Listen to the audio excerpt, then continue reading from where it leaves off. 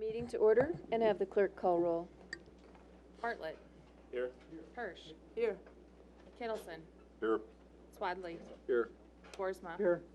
Johnson. Here. Lawrence. Here. Majewski. Here. Engelberger. Here. Jensen. Here. Truel. Here. O'Connor. Here. All 12 alders are present. Thank you. Are there communications from our alderpersons this evening? Alderperson Majewski. You have a duck behind your head, just so you know. Be careful. Be careful. This is a good-looking one. I'm bringing this up now because when we go into closed session, we have a vote to go into it, but there's never a discussion, and it's a yes or no. And so I'm going to bring this up right now. Tonight we have three things, or was it two things for closed session. One of them I agree with, one I don't. That is going into closed session for that subject matter. That being number 17, which is the Kettle Park West Tax Incremental Finance District. I do not believe it merits closed session. It does not meet the criteria for it, as far as I can see. There's no reason for us to be in closed session with this. We've gone through contentious, very contentious development where we actually had a referendum by the citizens who said they didn't want any more funding to go into this development. The biggest problem with it was we were being told that there was no transparency. Everything was done in secret. Everything was kind of slid under the table. So what are we doing tonight? We are going to go into a closed session to talk about an offer for TIF financing. Why do we have to be in closed session for it? We're not negotiating for it. This is something that's come across from the developer to us. It should be in the open air. It should be in the sun of day. None of that's going to happen if we go into closed session. We are telling the citizens that we're going to do this in secret, and then at the end we're going to vote on something and we're just going to do it. That's not acceptable. We have an election coming up in a month, a little over a month. I think the citizens who will be voting for their alderpeople should know where those alderpeople sit on this subject, not just what's happened in a closed session and getting a vote at the end. Why can't we talk about it in the open session? There's no reason that we can't. We're not financially doing anything in closed session. We're just going to talk about what? That's my point. There's no transparency with this. We are spending way too much time on this development. If we're going to do this, let's talk about it openly tonight, vote on it, and be done with it one way or the other. Move on. We have other business that's much more important for this city than to worry about if we're going to subsidize the developer with our tax dollars. Thank you. Thank you. Excuse me, other comments or communications from our alderpersons? Alderperson Hirsch. Yes, thank you. I just wanted to remind everybody and to invite everybody to Sustainable Stoughton's Green Thursday event, obviously this Thursday, March 2nd at 6:30 at the fire station training room. We're going to talk about or have three guest speakers regarding the new riverfront redevelopment project, and we want you all to participate and listen, so when the RDA has the design charrettes with the community in April, you're primed to give good input. So come one, come all. Thank you. Thank you. I wanted to share our condolences to, as you all know, Carl Sampson has passed, and our condolences to his family. So the VFW folks announced at Lunch and Learn on Monday that they have worked over the past several years with Derek from WSTO, and they've put together a CD of Carl saying the Gettysburg Address. Am I saying that right? That sounded funny all of a sudden. The Gettysburg Address over the years. And he's been saying it, I believe, or reciting it since he was 16. So it's a pretty cool video of him through the years reciting that address. And they'll be playing that on Memorial Day because Carl won't be here this year to do so. So that's pretty special. Alderperson Engelberger. Thank you, Your Honor. I've, under the same vein of Alder Majewski's concern regarding transparency, we've talked in the past about the comprehensive plan and the amount of public input, that type of thing.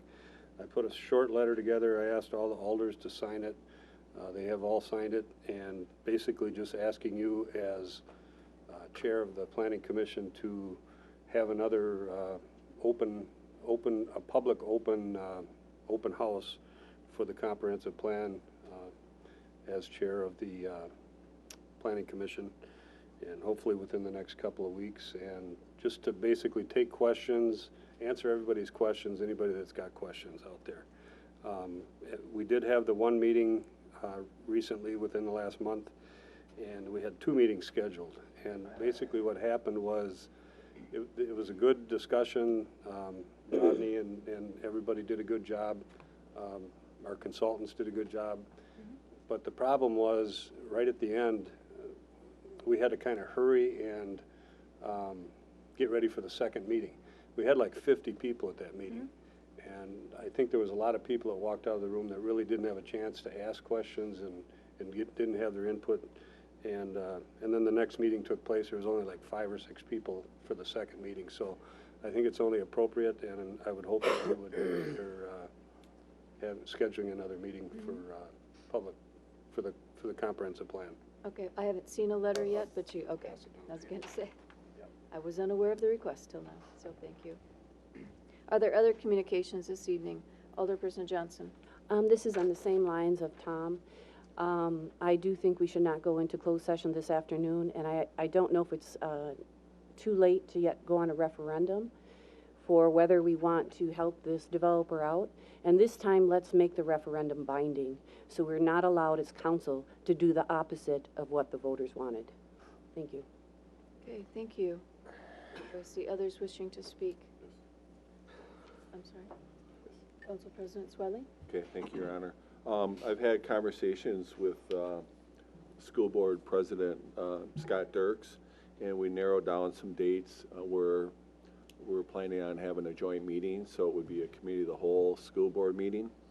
And unless anybody has a major objection with Thursday, April 20th, I would ask you to save that date. All the other dates that were available between now and the end of April that the school district was available, we have committee meetings those nights, so that was the only night I saw that was open. Otherwise, we're going to be into May, and I would just soon get a meeting scheduled and start working on the agenda now. I don't know if you know, that's Certainly, Chair. actually the Chamber of Commerce's Community Expo that Expo night. Okay, evening, the 20th. that goes until. I don't know if that's Till going to 7. affect anybody. There's Laura, thank you. Till 7:30? Okay. So I'll talk to the school district about that, and maybe we can start it like right then, because I'll be at the expo myself, so. Okay, thank you. Thank you. Alderperson Boersma. Just in reference to the letter, all of us signed to have another meeting, forum, or whatever it would be called, for the comprehensive plan. I would urge us, if we do have one, to invite townspeople, not just city people, to that meeting. I think town clerks potentially, or their staff or whatever, should at least be aware of it and come. So. Okay. Others? All right, thank you. We'll move on to what I will call a wonderful presentation from the Cummins Community Involvement Team Recognition and Award. Public Works Director Bear. Thank you. I just want to take this opportunity to recognize the Cummins Community Involvement Team. They have actually donated over 720 hours of volunteer time to the parks maintenance crews and doing works over various parks and putting together various projects, which Tyler Lorenz and Mark Mentick will go through a short presentation explaining what they've done over the last 4 or 5 years working with the city and the parks maintenance program. So Tyler and Mark, the floor is yours. Thank you. Thanks, Brett. And we're just happy to be here tonight. I know there's some people around the table that we recognize and some new faces as well. So I am Mark Mentink, and this is Tyler Lorenz. Good evening, everyone. We've practiced this immensely. Yeah. But yeah, we're here from Cummins representing the community involvement team tonight, and we're just excited to share something that is a big thing for us and also for the city of Stoughton, and we're just excited to share it with you. So the community involvement team at Cummins is basically comprised of three separate chapters, that being education, social justice, and what Tyler and I are here representing is the environment. And so Cummins employees are expected and very much encouraged to participate every year in 4 hours minimum of community involvement time, whether that be in environment, as Tyler and I do, or in other initiatives throughout the city of Stoughton. And so this is something that obviously Tyler and I are very passionate about, and something that we've been involved with immensely. And we'll speak to a few of the things we've done. But the reason we're here tonight is because of the environmental challenge, a challenge, as it's called, that Cummins presents to all employees, and especially to the CIT teams of each campus, to find a way to participate in initiatives that make a large impact on the community in which they're involved in, under the topic of the environment, and something that makes a substantial impact on the community and the environment in which that we're placed. And so we ended up, Tyler and I, submitting for this challenge, and ended up winning not only at the local level, which is within the U.S., which was a $5,000 grant. We ended up also recently winning the global competition that was an additional $10,000. So this is very obviously exciting, and so we were challenged to find a community partner that we believe has been with us through the entire process, someone that's encouraged us, and someone that's been invaluable in the process, and that is the City of Stoughton and this Public Works Department with Brett. And with that, we're here to give an oversized check, of course, to the City of Stoughton in the value of $15,000, and so this is what we're here to do. So we'd love to take a photo with you, Donna, if you don't mind, and Brett as well too. And yeah, thank you.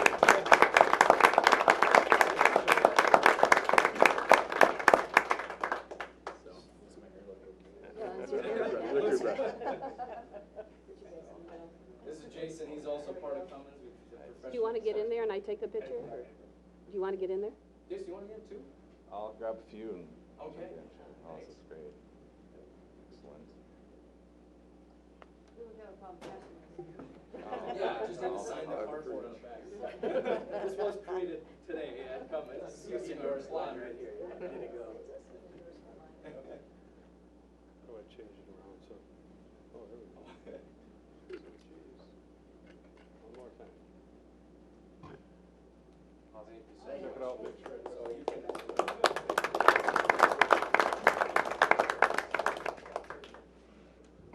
So, yeah, that piece of cardboard has no value, but the money is en route, and so we're very excited to have partnered with the City of Stoughton for this monumental achievement. The text on this slide, unfortunately, is quite difficult to read, but I'll kind of try to outline some of the high-level schedule plans that we have moving forward, especially with the achievement of this grant. It really opens the door for not only Cummins, but the City of Stoughton to really benefit from the grant funds.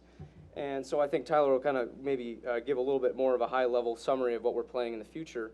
But we really have 4 initiatives in the City of Stoughton that we have been continuing and also initiating. So solar kiln is something that we've worked with the local high school to build, and the FFA. And tree planting is something we've been also very involved in with the local elementary school, and packaging those up for young kids and teaching how to care for a young tree, as well as the Adopt a Park. And that's where some of the things Tyler will speak on that the funds will be going towards, and species conservation, the wood duck house project that we had performed last year. And so these are some things that we have ongoing, but we have really 4 large initiatives. So I can kind of speak on the Stoughton Parks project. So this is really the high-level summary of what we submitted to our Cummins, board, the environmental challenge, and the submission involved all of these hours. So we've planted trees in our local parks to combat the emerald ash borer, which obviously is just an invasive species that's been wreaking havoc on ash here in the community and all around the Midwest. And our species conservation has led to, I think we've imagined about 17 wood ducklings have made it into the community based on our findings of hatched eggs in the wood duck houses that we've installed.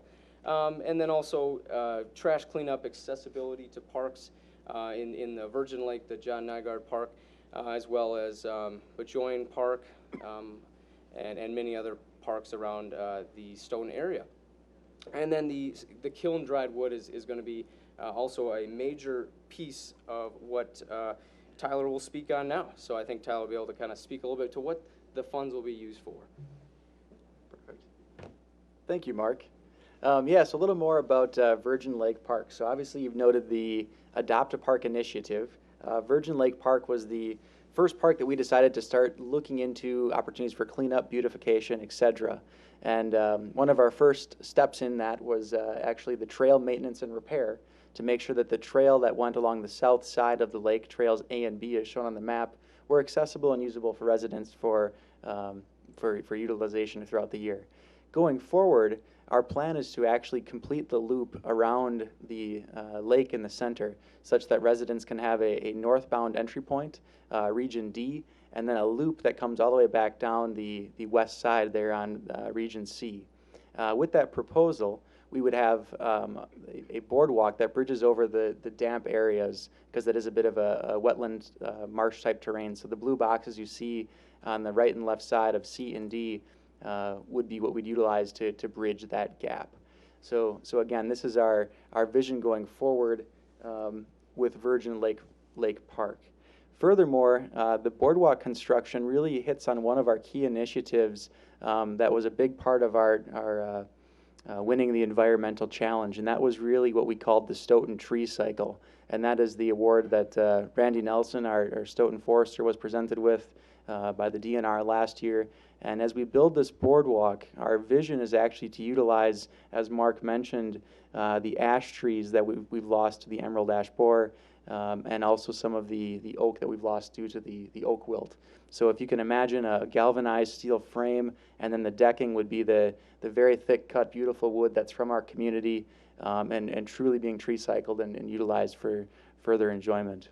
The particular image you see here is actually a very similar case that was completed in Minneapolis, Minnesota, where they again had detrimental losses due to the ash borer, and this supplier, Whitcraft, is one that our Dane County Parks Director, Darren Marsh, highly regarded and recommended going forward. Looking even further forward, in the next 3 years, as Mark mentioned, we've done some species conservation with the wood duck house builds. We are actually right now midway through a bat house build to combat the white nose syndrome, which is breaking down the bat population actually throughout the U.S. and world. So that's our next initiative, again, using all reclaimed tree cycle wood. And then you see there 2017 and 18, the wheelchair accessible boardwalk, again with the tree cycle wood, and even further forward into 2019, we're investigating the opportunity to perhaps put a pier or dock into the lake to get actually the residents on the water to enjoy the asset even further. Some further out visions at the bottom there in our 5-year scope. We ultimately want to be a big part of Stoughton Parks, and with the grant money from the Cummins Foundation, the trail generation, the boardwalks, the bridges, etc., are a big part of the further vision to actually connect our trail system to Madison's trail system, particularly the Bike Madison initiative, which would be, again, several years out, but somewhere where we could actually be a big help and contribute to volunteer hours going forward. But with that, those are the topics we had for today. Again, we're very thankful to have a wonderful community to work and live in, and one that lets us give back as we do. we're very excited to share the grant money with you guys and look forward to the future initiatives that we've gone through today. So with that, any questions about the project? Yes? You said volunteers. How are you going to reach out to the volunteers? Because I would like to help, and I know other people would too. So our community involvement team focuses on generating volunteer hours for the employees in our office. That being said, there are some opportunities where many of these projects will become bigger in scale than just our team handling. So we're beginning communication with Regina here with Sustainably Stoughton to look further forward for bigger trail creation opportunities, river cleanup, et cetera. But it could be a really neat combination to further engage the community and do exactly, as you mentioned, more volunteer hours. Thank you so much. You bet. All right, thank you, and congratulations on the grant. Thank you, guys.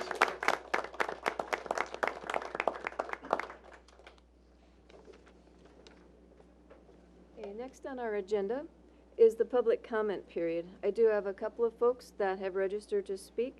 It's a reminder that you'll have 3 minutes to speak, and our clerk will let you know when you have 30 seconds remaining.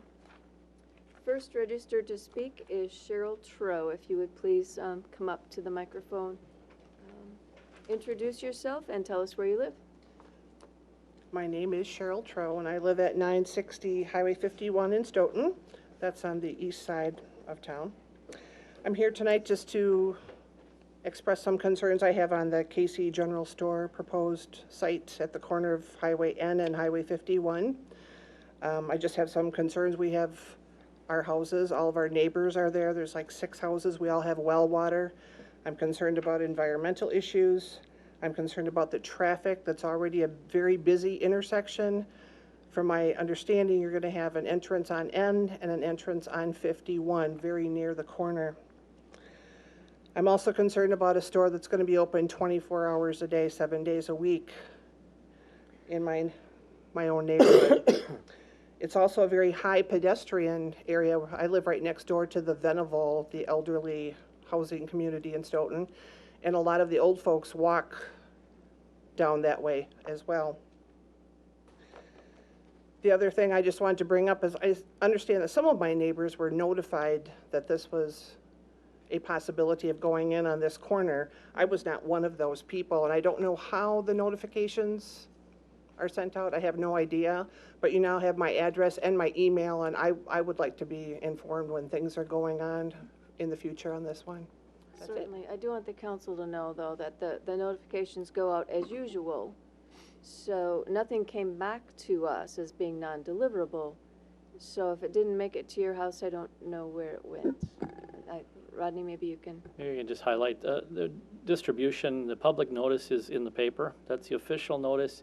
There's also a policy that the council has adopted. All properties within 300 feet of the subject property are directly mailed information on the public hearing notice. And so your property would not be within that 300-foot mailing distance. Okay, thank you. That would explain it.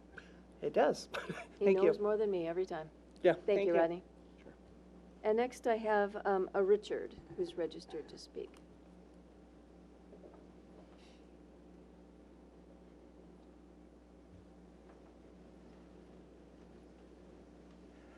I got girls too. My name is Richard Clade. I live at 948 Highway 51 East, which is, there'd be 2 properties dividing me and this proposed Casey's gas station. I got the original letter. It was very, very vague. I was under the impression they were going to build a building to house a truck that went like to the University of Wisconsin and sold tacos. It was I was under the wrong impressions. I have very high concerns about my well being contaminated by gas spills. I have very high concerns about children getting hit by cars as they. That side of the street is the only one that has a complete sidewalk going down to the corner of N. The old folks from Venable use that. In fact, they bitch me out if my sidewalk ain't shoveled right away when it snows. I guess I have it never used to be a problem, but a gunfire problem is now to be concerned about. I just have a whole bunch of concerns about Casey's gas station, the light, the noise, everything is going to be against it. It's going to devalue my property quite a bit since I live in the town of Dunkirk rather than Stoughton. But I do help Stoughton out. I'm a craftsman. I buy the wood from the recycled, that Stoughton does on the local lumber. I do have a small wood shop in the back. I guess that are my concerns. If anybody has any questions, I'll try to answer them for you. If not, that's all I have to say. Thank you. Thank you. And next registered to speak is Joe Keller.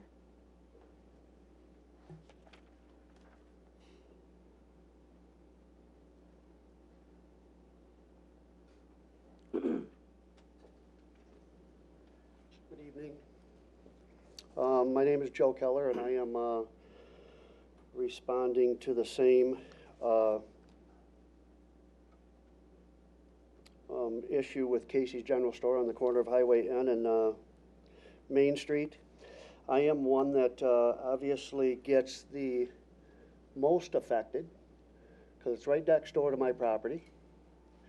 I don't know if all of you have received the same letter that we received. I did not receive it, so that's the reason why I'm here tonight. I didn't get a chance to go to the Planning Commission to try and resolve some of these issues. So I got my letter and I got the information from next door, Eric, which couldn't be here tonight. But anyway, if you read that thing, I haven't found anybody that I could give that thing to, probably 40 or 50 people, that could figure out whether it was a Casey's General Store, going to be open 24 hours a day.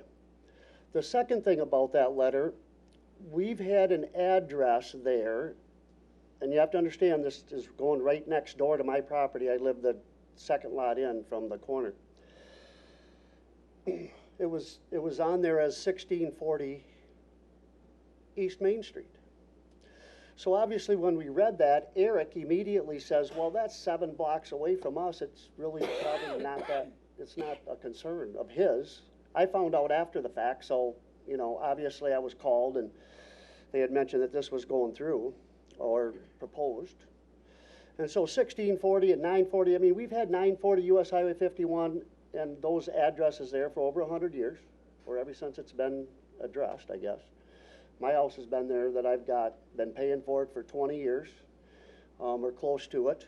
And my address is 940. Obviously that one was 1640, so a little bit of confusion there. It would have been really helpful if they would have, maybe included a site plan along with it. And if I would have gotten, and I understand that, $5 may have been too much to make sure that I did receive a letter on it since I'm going to be the most affected by it. Then I would have, for sure been able to maybe get it. Obviously it's going to, without a site plan. And then the other thing that I'm a little bit concerned about is there needs to be an impact, report done on that corner for all of the traffic, especially for a 24-hour gas station. I mean, to run this through like it was and just, run through the Planning Commission and then I don't know, I think it was passed, I'm not sure. But those are some concerns. Obviously, an appraisal on my property before and after certainly is should be warranted if they're going to make a decision on that next to a residential property. because it's certainly going to affect my property values. And I was certainly there first. The residential neighborhood's been there for 100 years. And I shouldn't be the one, if I have to, I will, but I should not be the one that has to provide all of those expenses for the impact report on that corner and the impact it's going to have on my property. Thank you, Joe. Appreciate your time.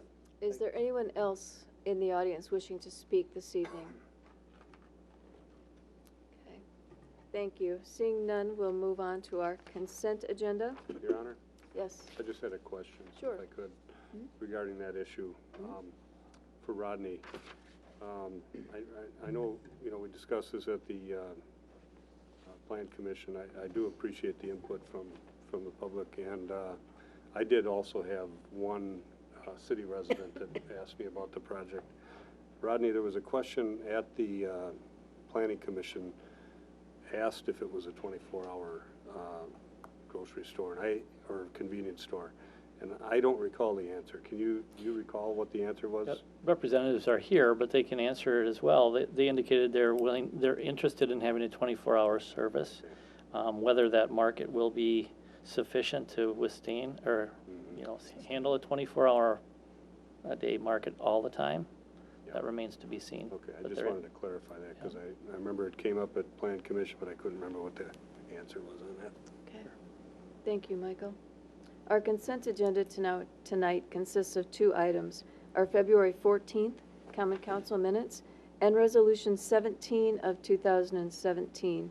And that resolution is authorizing and directing the proper city officials to approve the updated position descriptions for the Utilities Wastewater Operator, Utilities Basic Certified Wastewater Operator, Utilities Advanced Certified Wastewater Operator, Utilities Advanced Certified Wastewater Operator / Laboratory Technician, and the Wastewater Systems Supervisor. This resolution was approved by the Personnel Committee on a vote of 4-0. So I would entertain a motion to approve. I make a motion to approve the consent agenda as stated. Motion by Alderperson Boersma. Is there a second? Second. Second by Alderperson O'Connor. Does any alderperson wish to remove any item from that consent agenda? Seeing none, all those in favor, aye. Aye. Opposed, no. Motion carries. New business begins this evening with Ordinance 2 of 2017. This comes from our Planning Commission. Alderperson Truill.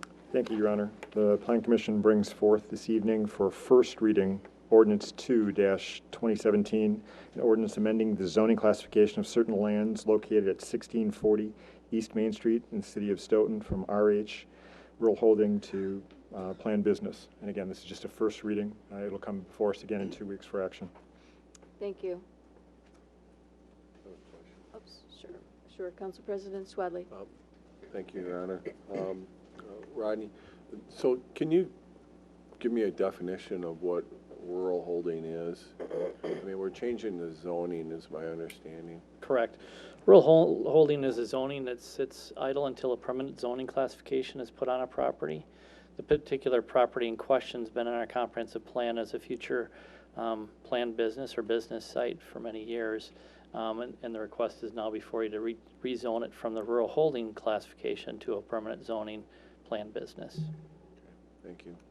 Okay, thank you. Alderperson Engelberger. Thank you, Your Honor. Just a question on this also. This is for the zoning, and it'll come back next meeting for approval, but the SIP, Rodney, when does that come? There isn't an SIP. I mean, there isn't going to be one? No, on the this site project? plan and building plans were reviewed by the Planning Commission at the last meeting. Okay, so that's not coming to the council? Does not have to come to the council. If the This is the zoning, only action to the this one and council. the conditional use permit application, both will come to Planning Commission on the 13th. Okay. The request is to rezone it to the planned business. This type of use is conditional within the planned business district, which requires the conditional use as well. Okay, so the conditional use, what'll that consist of, just for information? Yeah, that's where the commission looks at the use to see if there's other additional requirements that you think are appropriate to place on the use to make it compatible with the district. Therefore, this type of use is conditional in the planned business district. And that'll be at the next council meeting? Correct. And then in addition to that, there's, if they have a liquor license needs, that goes to the Public Works Committee, as far Public as I safety. understand. Public safety, yep. Public safety, I'm Yep. sorry. I don't know if there's a pending application, but yes, that would go through the normal process for consideration. Thank you. All right, thank you. So again, this will be, as Alderperson Truill mentioned, this will be back in 2 weeks for council action. Ordinance 3 of 2017 comes from our Public Works Committee. Alderperson Majewski. Thank you, Your Honor. Public Works likes to present Ordinance 3 of 2017, amending portions of the Erosion Control and Stormwater Management Code sections within Section 10 through 122, 10 through 127, 10 through 129, 10 through 130, and 10 through 131 of the Stoughton Municipal Code. And I so move. All right, it's the first reading. So this will be back in 2 weeks for completion. Can I Thank you. just Sure. maybe I can just give you a little backdrop. We have, we operate under a stormwater discharge permit. Our permit has certain conditions that we have to adhere to. Updating the ordinances to be consistent with the conditions of our permit is necessary. The city attorney is also working and has reviewed this, so we're working to mitigate some of the questions that have been raised as part of that, and they'll be presented at the meeting in 2 weeks. Great, thank you. Agenda item number 7, under new business, Resolution 8 of 2017 comes from our Finance Committee. Alderperson Lawrence. Yes, Your Honor, I move to approve the preliminary resolution declaring intent to exercise special assessment powers for the 2017 street projects. Is there a Second. second? I'm sorry. Second. Second by Alderperson Engelberger. Alderperson Lawrence.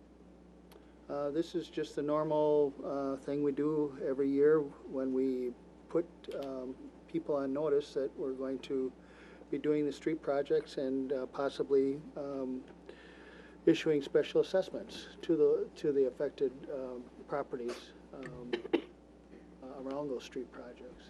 Correct, thank you. Planning Director Shield. If I can just highlight one correction on Exhibit A. Harrison Street is incorrectly described. It's Harrison Street between Hamilton Street and Main Street. It lists Jackson Street and Main Street as the project limits there. It's only the project limits are from Hamilton Street to Main Street, so we'd like to make that correction in the resolution if it's approved. Thank you. Comments, Alderperson Engelberger. Thank you, Your Honor. I just wanted to make sure that, well, Rodney, first of all, when is the public hearing for this?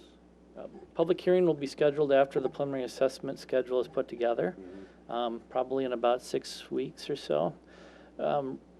Just a little background, we did hold a public open house for the project itself, the construction aspect of the project, in which all the adjacent property owners were sent invitations. It was actually pretty well attended. I think there was approximately 30, 35 people that had been there.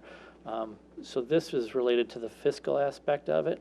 The public hearing will be scheduled likely in 6 or 8 weeks to be held at the council meeting. Yeah, and I would encourage people to make sure they attend those public hearings so they understand what the project is about and ask their questions. Rodney's very informative on these types of issues, so. Absolutely. Alderperson Boersma. Thank you, Your Honor. Rodney, if you would, are there any properties going to be affected with more than usual expenses to those property owners? And I'm thinking specifically about anybody affected by like retaining walls or whatever. There are no retaining walls as part of the project. This project encompasses, I believe, it's 6 different streets within the city. Well, 6, as shown on the attachment. There's no retaining wall work as part of any of those. There's some adjacent retaining walls that are being preserved, but there's no new construction of retaining walls. And the reason why I asked that question is because I know that that has been a concern for some people where their expenses are much higher than they anticipated, and I just wanted to add, I wanted to make sure that that wasn't the case on these new constructions. As normal design, we certainly try to minimize that, and in this case, we didn't have to incur any retaining wall activities. Thank you, Rodney. Yep, thank you. All right, there's been a motion and a second. We'll vote by roll call. Hirsch. Aye. Kittleson. Aye. Swadley. Aye. Boersma. Aye. Johnson. Aye. Lawrence. Aye. Mieski. Aye. Engelberger. Aye. Jensen. Aye. Truul. Aye. O'Connor. Aye. Bartlett. Aye. The motion carries unanimously. All right, thank you. Resolution 10 of 2017 comes from our Planning Commission. Alderperson Truul. Thank you, Your Honor. Plan Commission brings forth Resolution 10-2017, resolution by the Common Council of the City of Stoughton approving Park Place condominium plat. Plan Commission approved this unanimously, and I would move approval. There's a motion by Truul. Is there a second? Second. Second by Alderperson Jensen. Alderperson Truul. Thank you, Your Honor. As you see in the packet, this is a commercial lot out in the business park.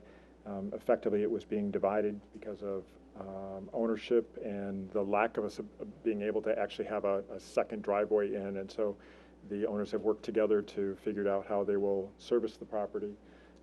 It also will accommodate an addition to one of the two buildings. Planning Director Shield, any further comments or?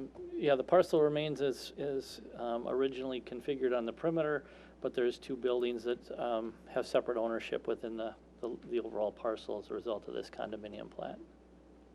Thank you. Alderperson Hirsch. Yes, can you just explain what a condominium plat is? Let's use an illustration. Ronnie was just waiting. He I likes know. to. He paid me the same. You took my cue. So the lot as it originally was platted is the perimeter of this parcel.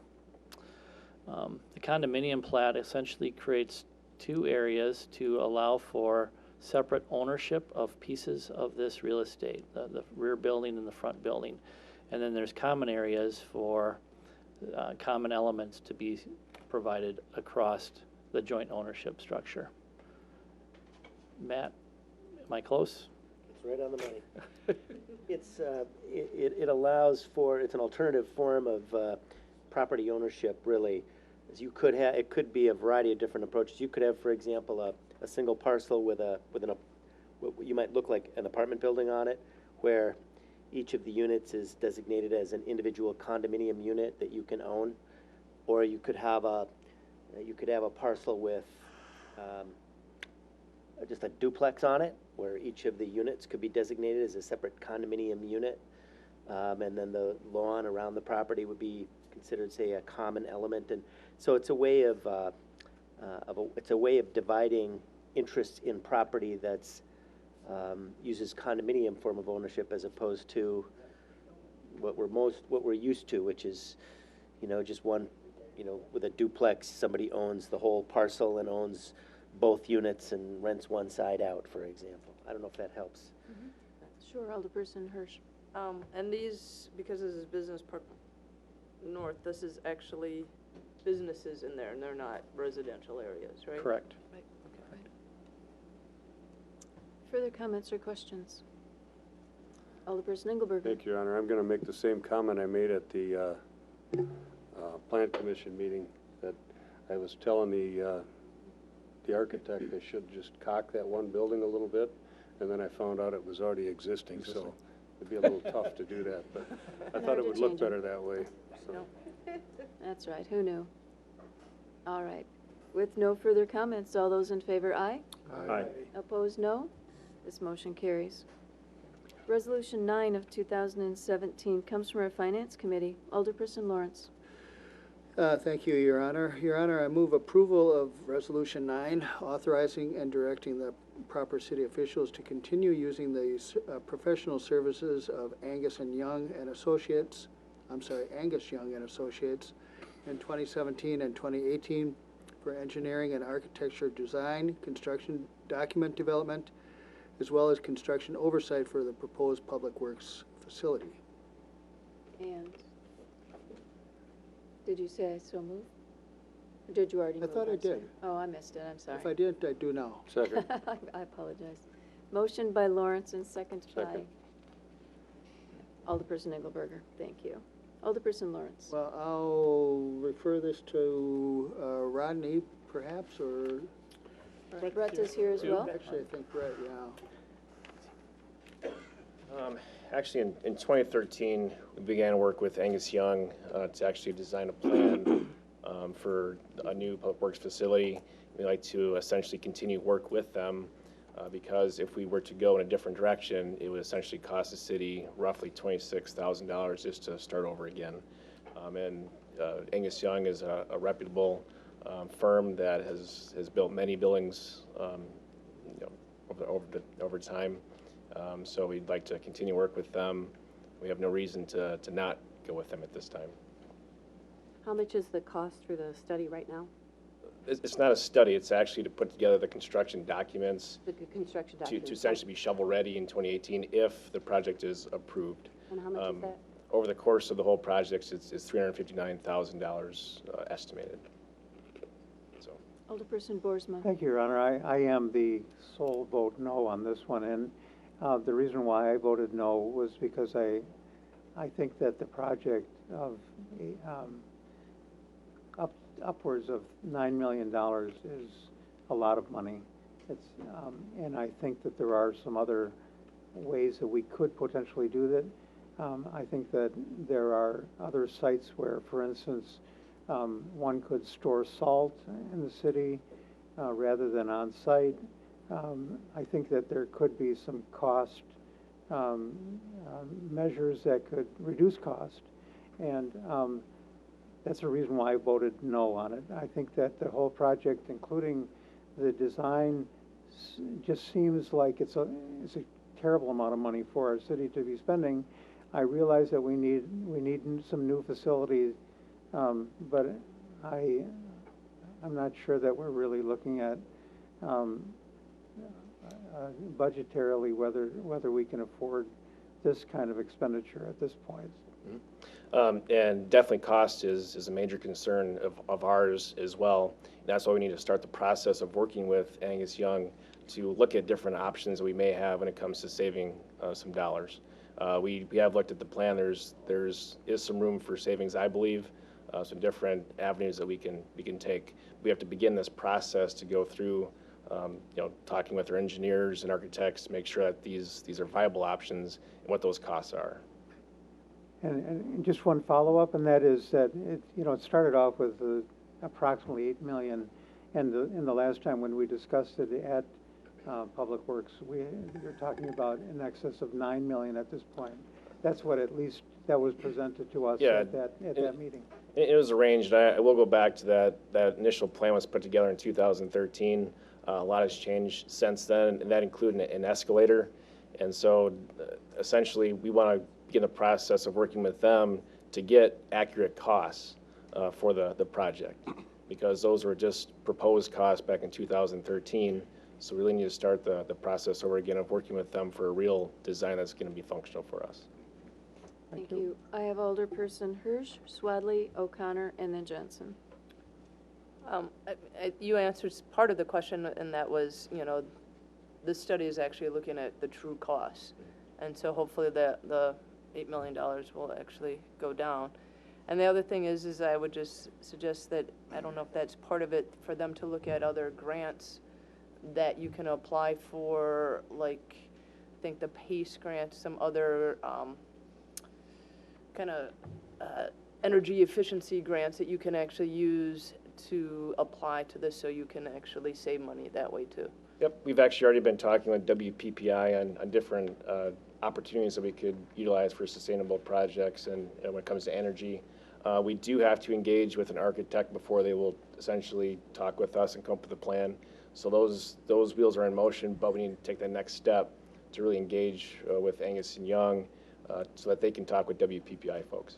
Thank you. Thank you. Alderperson Swadley. Thank you, Your Honor. So just a couple quick questions. First of all, if this building gets completed, what would you say the life expectancy will be of a new building out there? Talking with Angus Young, just casually, roughly 70 to 80 years, somewhere in there. Of course, it would be designed to accommodate for potential future growth or expansion.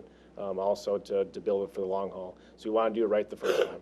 Okay, so, I mean, to me, I'm looking at kind of the big picture here in the long term that, I mean, if you get 80 years out of it, you know, it puts things more in perspective for me, especially when I look at freeing up the property for future development along the river there, as well as creating efficiencies for your department, which you guys aren't exactly blessed with being overstaffed, so I know you guys are always looking for ways to create efficiencies, and I'm really hoping that this building will help you do that. I think one other thing I heard at one of the meetings is you're potentially looking for a site for the yard waste. Is that something that you're planning on doing there as well? But potentially, of course, that's all. We need space. Essentially, we're looking for roughly 5 acres for composting. We'd like essentially 10 acres for doing other sustainable type initiatives, wood reuse. Our composting site right now that we partner with, you know, essentially a private organic farmer that's currently on the market for sale. So we need to look at different alternatives, and we have been looking at other alternatives besides the city purchasing land. So that's just one of those things that we need to look at, different options. Okay, just a final question. I'm going to put you on the spot. How would you describe your current facilities that you use for public works? Dismal.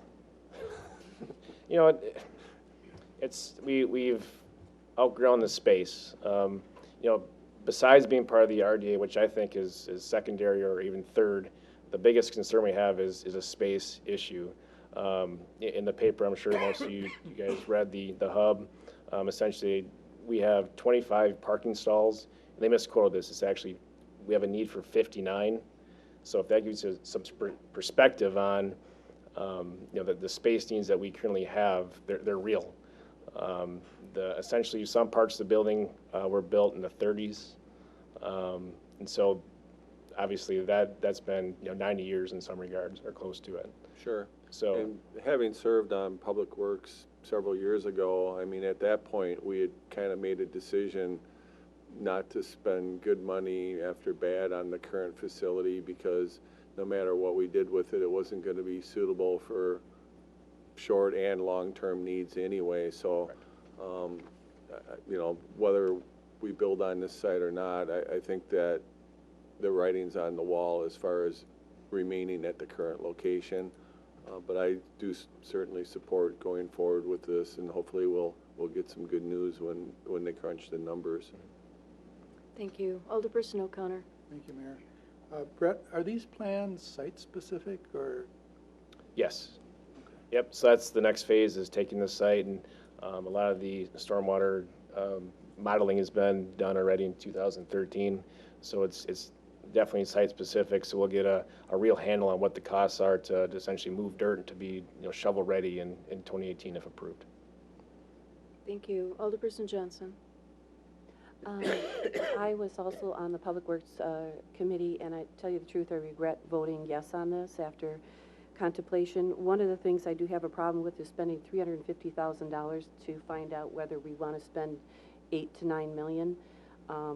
I don't know if there was a way for us to have a discussion before whether we were even willing to spend that amount at this time rather than spending almost $500,000 and doing it so site-specific, because I know you have to do, I mean, we're getting so detailed on this one site and for this building, and we don't even know yet whether we're going to go ahead with it. I just, $350,000 is a lot of money. And for us, like, if we find out we're not going to even build it, that's almost $500,000. There's no question that's a lot of money. Essentially, it's about 4.3% of the entire build cost, which is about normal for this type of service. As far as I know, we have a site. I know it's subject to approval to fund the construction, but this site, as I know it, is where we're going to build. Is that the question? Yep. Alderperson Engelberger. Thank you, Your Honor. I'm fully supportive of this. You know, this current facility is, in 13 years, it'll be 100 years old that we've been in that site and working from that site. I mean, that's a long time. And I expect the new facility will probably last 50 to 100 years into the future. You know, the trend for these days is not to have these types of facilities downtown in most communities, as well as right on prime riverfront property. As everybody pretty much knows, this is on the mill fab site or next to the mill fab site. That we're looking at the RDA moving forward with some development on the river. I think that can really be a benefit to this community. And I just, you know, we've talked about this for the last 3 or 4 years. We've planned for this, and I think it's time that we move forward and let this project get going. So I'm fully supportive of it. Thank you. I have Attorney Dragney and then Alderperson Boersma. I was just going to comment on the $350,000 figure. We're in the process of reviewing the contract documents with Brett. We'll be talking about that. Those haven't actually been approved yet. My understanding, and Brett, you maybe can help on this, you're not looking at a $350,000 cost to get to the point where you have options and cost estimates and things like that that you can come back to council with. I assume the $350 is assuming the project is approved, they design the entire facility, and then they participate in helping to administer the construction project and everything. That's the $350, right? The total package to see us through the end of construction. But I will say there's a large upfront cost to put together these documents. Do you know what that is, to come back Yes. with Yeah, just the initial decision, the initial information about options and costs and stuff? Yep. And we're looking at roughly 220 or so. That's 220,000. So they have to do a lot of design work to do that, to get to that point. Yes, Okay. absolutely. And that's the construction documents that are submitted to the state. And there is a lot of work that goes into producing this. And like I said, it's about 4.3% of the overall cost, which is not out of line. Thank you. Alderperson Boersma, Truul, and then Hirsch. So I'll be real straight about my concerns, and that is the cost. But it's also that the anticipated use of this building would be for storing trucks and all supplies. Also salt. I don't know that we really need to have a facility right on site that stores salt, because there's other places to store it. And I'm really concerned about the refueling issue. I'm concerned about that because we are now using other places to refuel trucks and vehicles, and I'm not sure that having an expensive thing like a refueling station is necessary in this kind of development. I think in all situations we should be very careful about how we spend the money. And I think all these ideas are already in place and kind of moving forward at a speed that I think we don't necessarily need all the bells and whistles in this particular facility right now, and that's why I voted no, and that's probably why I'm going to be voting no tonight. Sure, and I'll comment on that. And there really is no other options when it comes to salt storage for us. What about the highway garage on Highway? That's not ours. So that's the county's. Is it for sale or is it not? You know. I'm not aware. Okay. I don't know, but we don't have any other facilities for salt storage, and it's imperative that we do have a structure to house our salt from a stormwater perspective and environmental perspective. Also, when it comes to refueling, that's one of those options that we have that we can either do it or not do it. But those are things that we need to weigh over the next year and go through the process of the design to figure out the costs or the needs. Is it a need or is it a want? And that's the thing that we need to discuss going forward. But this is the first step in that process. Thank you. I have Alderperson Truul, Hirsch, and then Lawrence. Thank you, Your Honor. Brett, in terms of the number you threw out, the couple $100,000, is that just for the architectural engineering fees? Sure. So that's share, because I assume that given that I do this every day, I assume that the other $50,000 we're talking about, site civil and stuff, all needs to be done right away. What it is, it's a schematic design, design development, and then construction document production. But I mean, back to the number, when you indicated the couple $100,000, was that just for the A&E part? Or I guess, is that 200 of the 306 that I see the breakout for Angus? It's 359 total is what they show us, but as Attorney Dragnew said, we haven't entered into a contract with them yet. But the preliminary design work is as I said, is the schematic design development, and the construction document production. The packet that we have with us breaks that down further, 359 down further, and indicates that the architectural fees are 306, the site and civil is 35, the public water main extension design is 6,200 things. So I'm assuming $3,700 for the Alta survey, $3,100, and then $4,800 for soil testing. Those are all things that typically are done immediately, and then the architect begins their schematic design process. Based on those, and to make sure that they've got the right information to base on it. So I just was making sure I understood when we talk about 200, is that truly 200 of the 359, or is it 200 of the 308, or excuse me, 306 from Angus Young? I'm not sure what's in the packet, Ron. It's their proposal. It's their proposal. Yeah, and that's the proposal, which we're going through with Attorney Dragnew. Okay.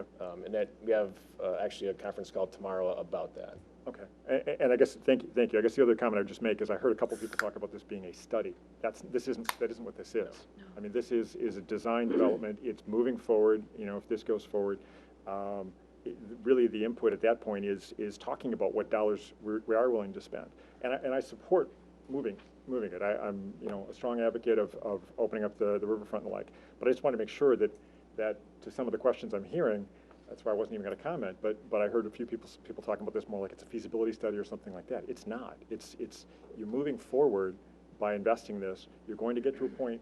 He's already indicated that I believe you said that to change architects at this point would forfeit $26,000 that's already been done. Yeah, and we did do some legwork and looked at different options just to compare, and essentially doing the math, it was about $26,000 just to start over again with there's no reason to get away from Angus Young. They're a reputable firm. Right. And this has been going on since actually 2002. There's been documents that I've found in the office that they engaged with the firm to look at the space needs study back in 2002. So this is not a new idea. And again, the study was actually done in 2013. Right, that's really was, I guess, my point of clarification. As I heard some folks talking about this as a study, it's not. This has already been going underway.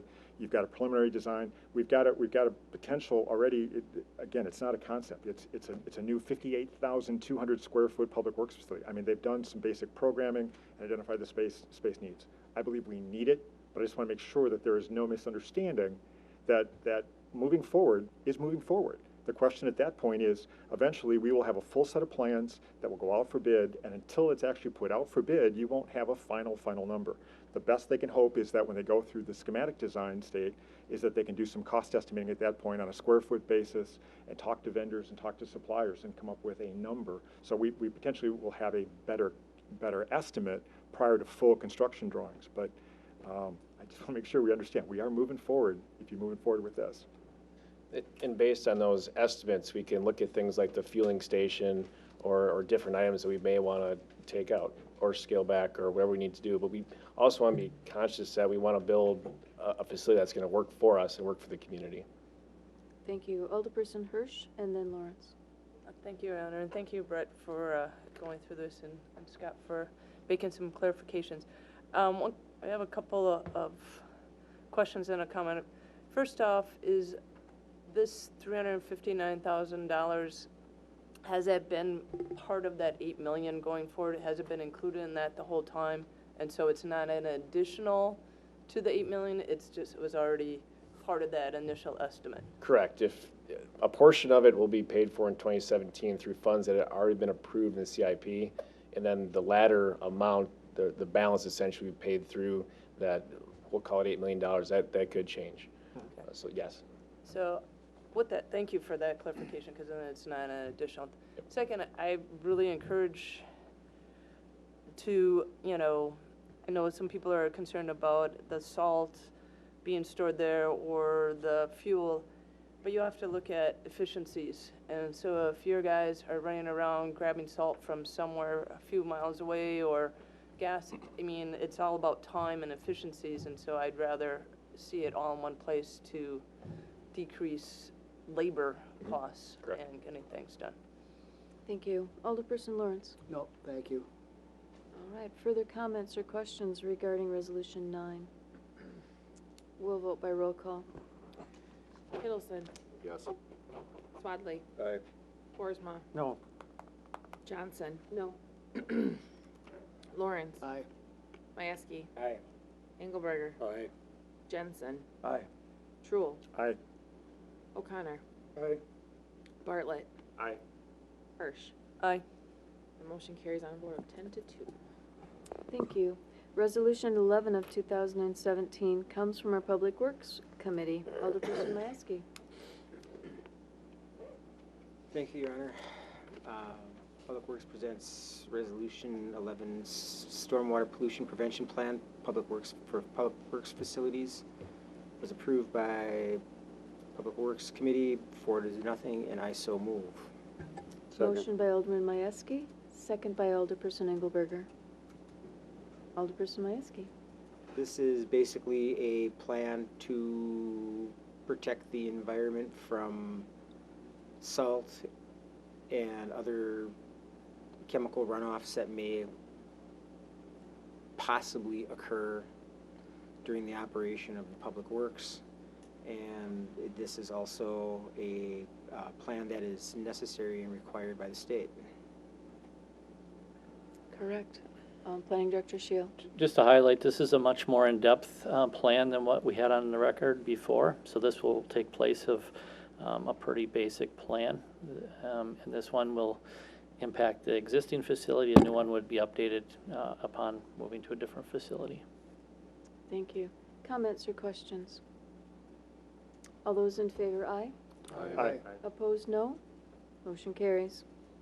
Resolution 12 of 2017 comes from our Parks and Recreation Committee. Alderperson Hirsch. Thank you, Your Honor. Parks and Rec Committee proposes R12 2017,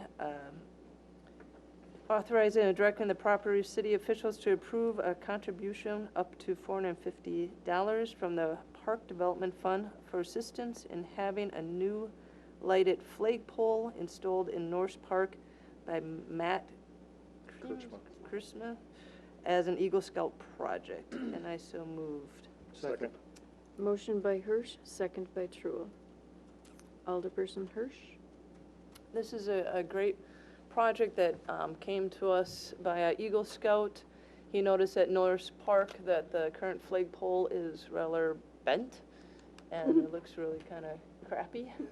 And so his project is actually a very expensive project, and he's found lots of different donations throughout the city, and he was shy about $450. So it's not only a flagpole, but he's doing some major landscaping around that with perennial plants and kind of a walkway, and so it's a great project for him, and he has lots of community support. So I would encourage you to vote yes for this.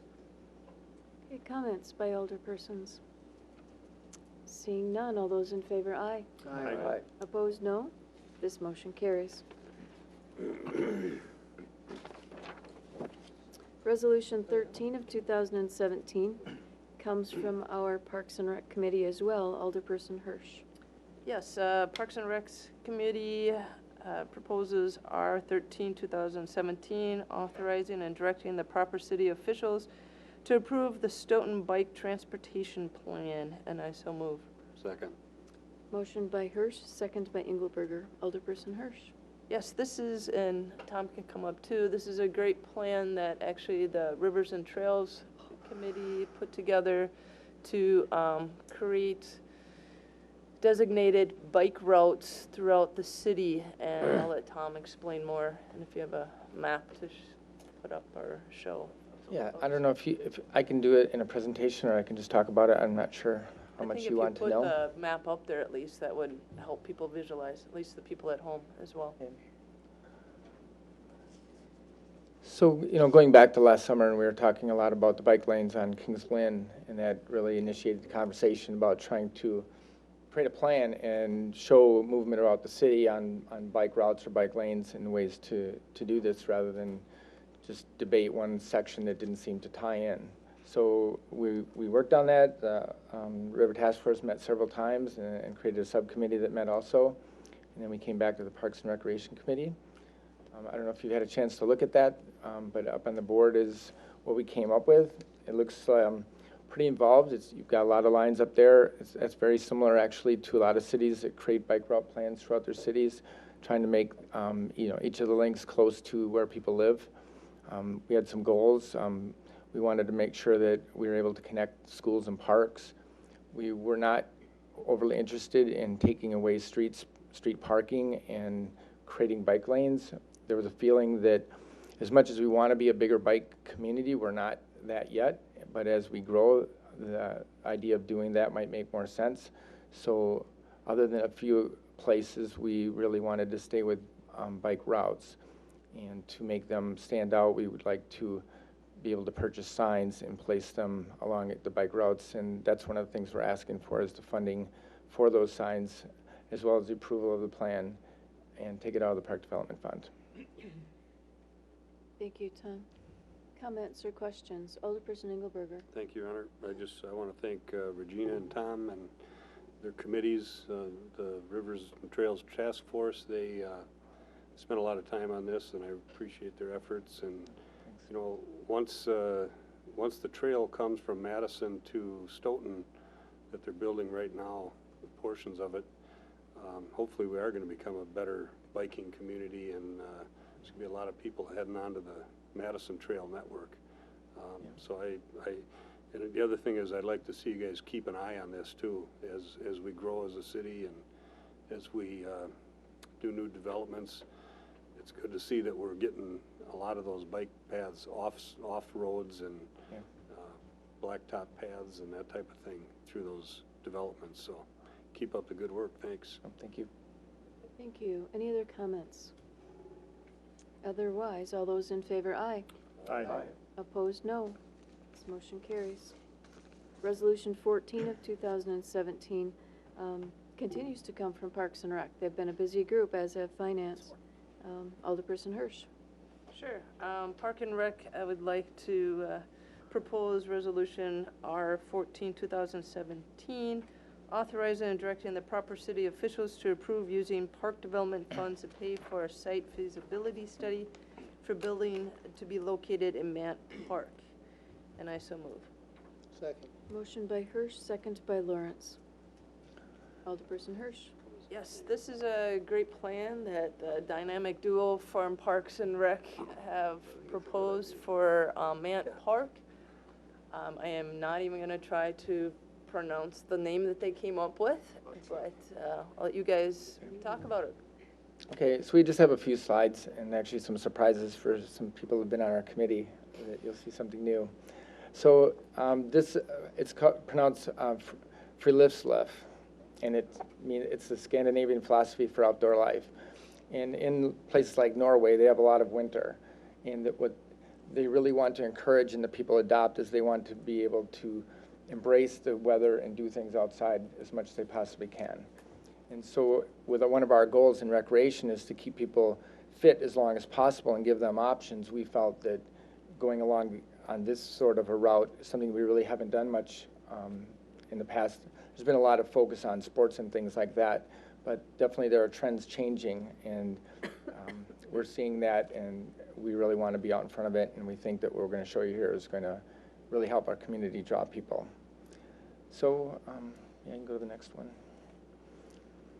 Okay, so the first thing that my committee hasn't seen yet, this came out, we started this last week. We'd like to create a whitewater park in Mant Park between our building that we were going to talk about in a little bit here and the new development in the Milfab area. And we're having trouble.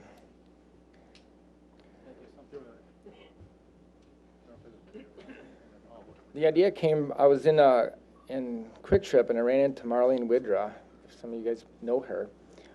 She asked if I'd known about this park in Iowa It's a whitewater park that was created there on a river that they have. You've got to get right on that, right there. So you have to put the little. Oh, this is the nightmare that you always worry about. Okay, so I was talking to her, and she started telling me about this, and then I asked her to send me something about it, and so she sent a link to it, and it just showed this amazing place where all these people were gathering and having a great time on the river, and it looked like here. It looked like what we have right between Mant Park and the Millfab development. And we saw things that look like our building that we want to propose and talk about. Isn't this just figure? So we'll just talk about, okay, so if you don't know what a whitewater park is, you take a body of water that you already have, and then you come in and you have to have a company do this. And you'll see the rocks along the side there. They're, go to full screen if you can. And they funnel the water into rapids. So you can see someone's going down through in a kayak, and boy. So you got a taste of it anyway. So what you do is you set up these sections throughout the river, and we would start it after the dam. Obviously, you want to use the dam as part of it, and then we'd run this thing down as far as we wanted to go based on cost, or maybe no farther than Dunkirk Park. So what you're doing is you're just creating this space for people to come, and it would be free. But then they'd be here in town. They'd be maybe staying over, using restaurants, and especially taking advantage of the building that we're going to talk about. So we'll just, you can see some of the benefits here, and Dan will just talk about that.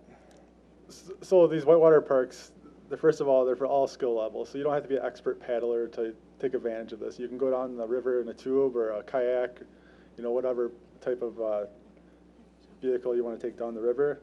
And they're multi-generational. You'll see in these videos where you have little kids, 6, 7-year-olds, and then you'll have seniors using the river also. Really, the closest whitewater park to Stoughton in the Madison area is in Manchester, Iowa. It's like 2.5 hours away. We think if we build one here in Stoughton, we'll be the closest whitewater park to a major population hubs like Chicago and Milwaukee, where we could draw visitors to Stoughton. So the economic impacts of these things are pretty substantial. The one in Manchester, Iowa, it generates $2 million per year in economic impact for their community.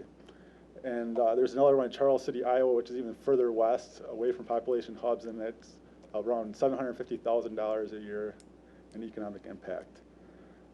I talked to the owner of Rutabaga in Madison about this, and he said there's a high demand in the area for a whitewater park. He said it would be utilized very heavily.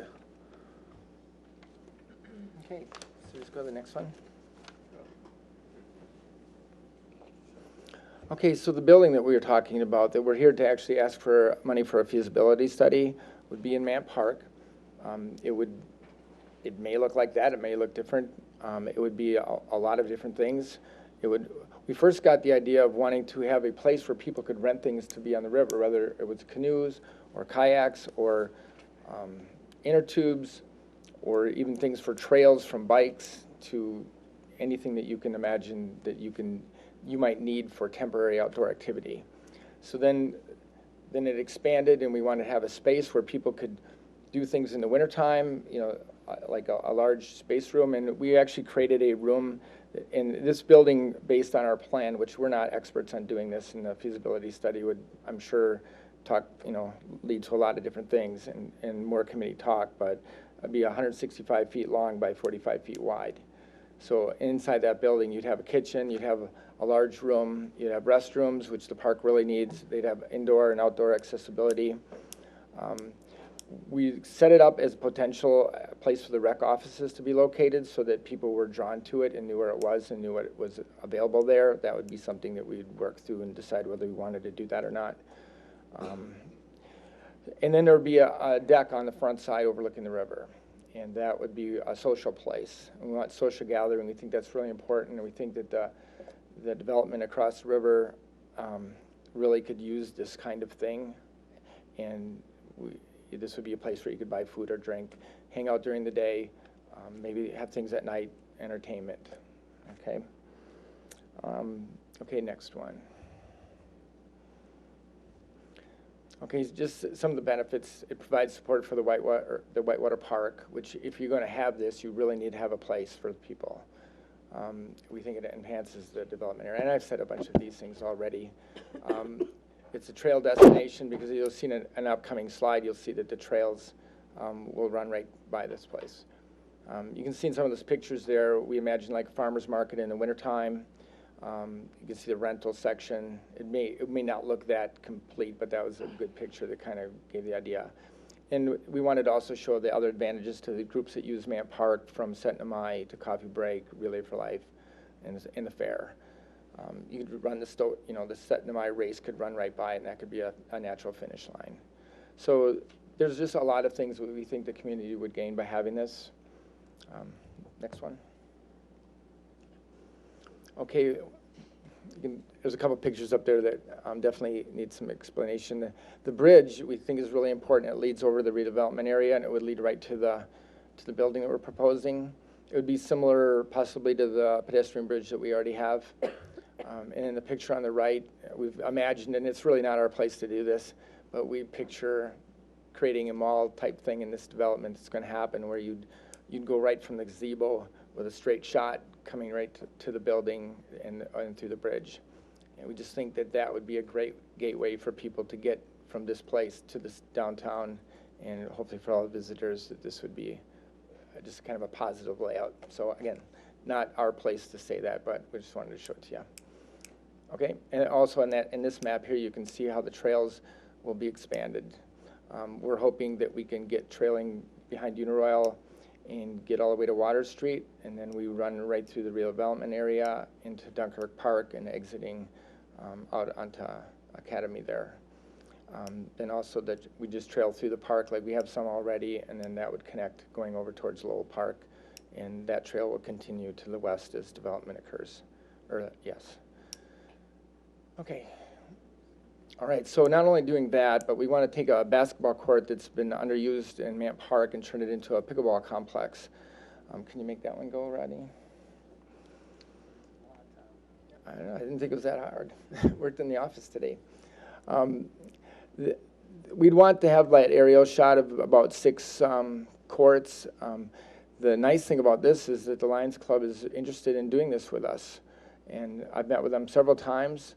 We'd like to take that court and do a resurface, add on a little bit of space to it, do some amenities around it, like benches and shade, and then eventually you'd want to light it, because I think that, as you'll see in the next slide, that there's a good reason for doing that.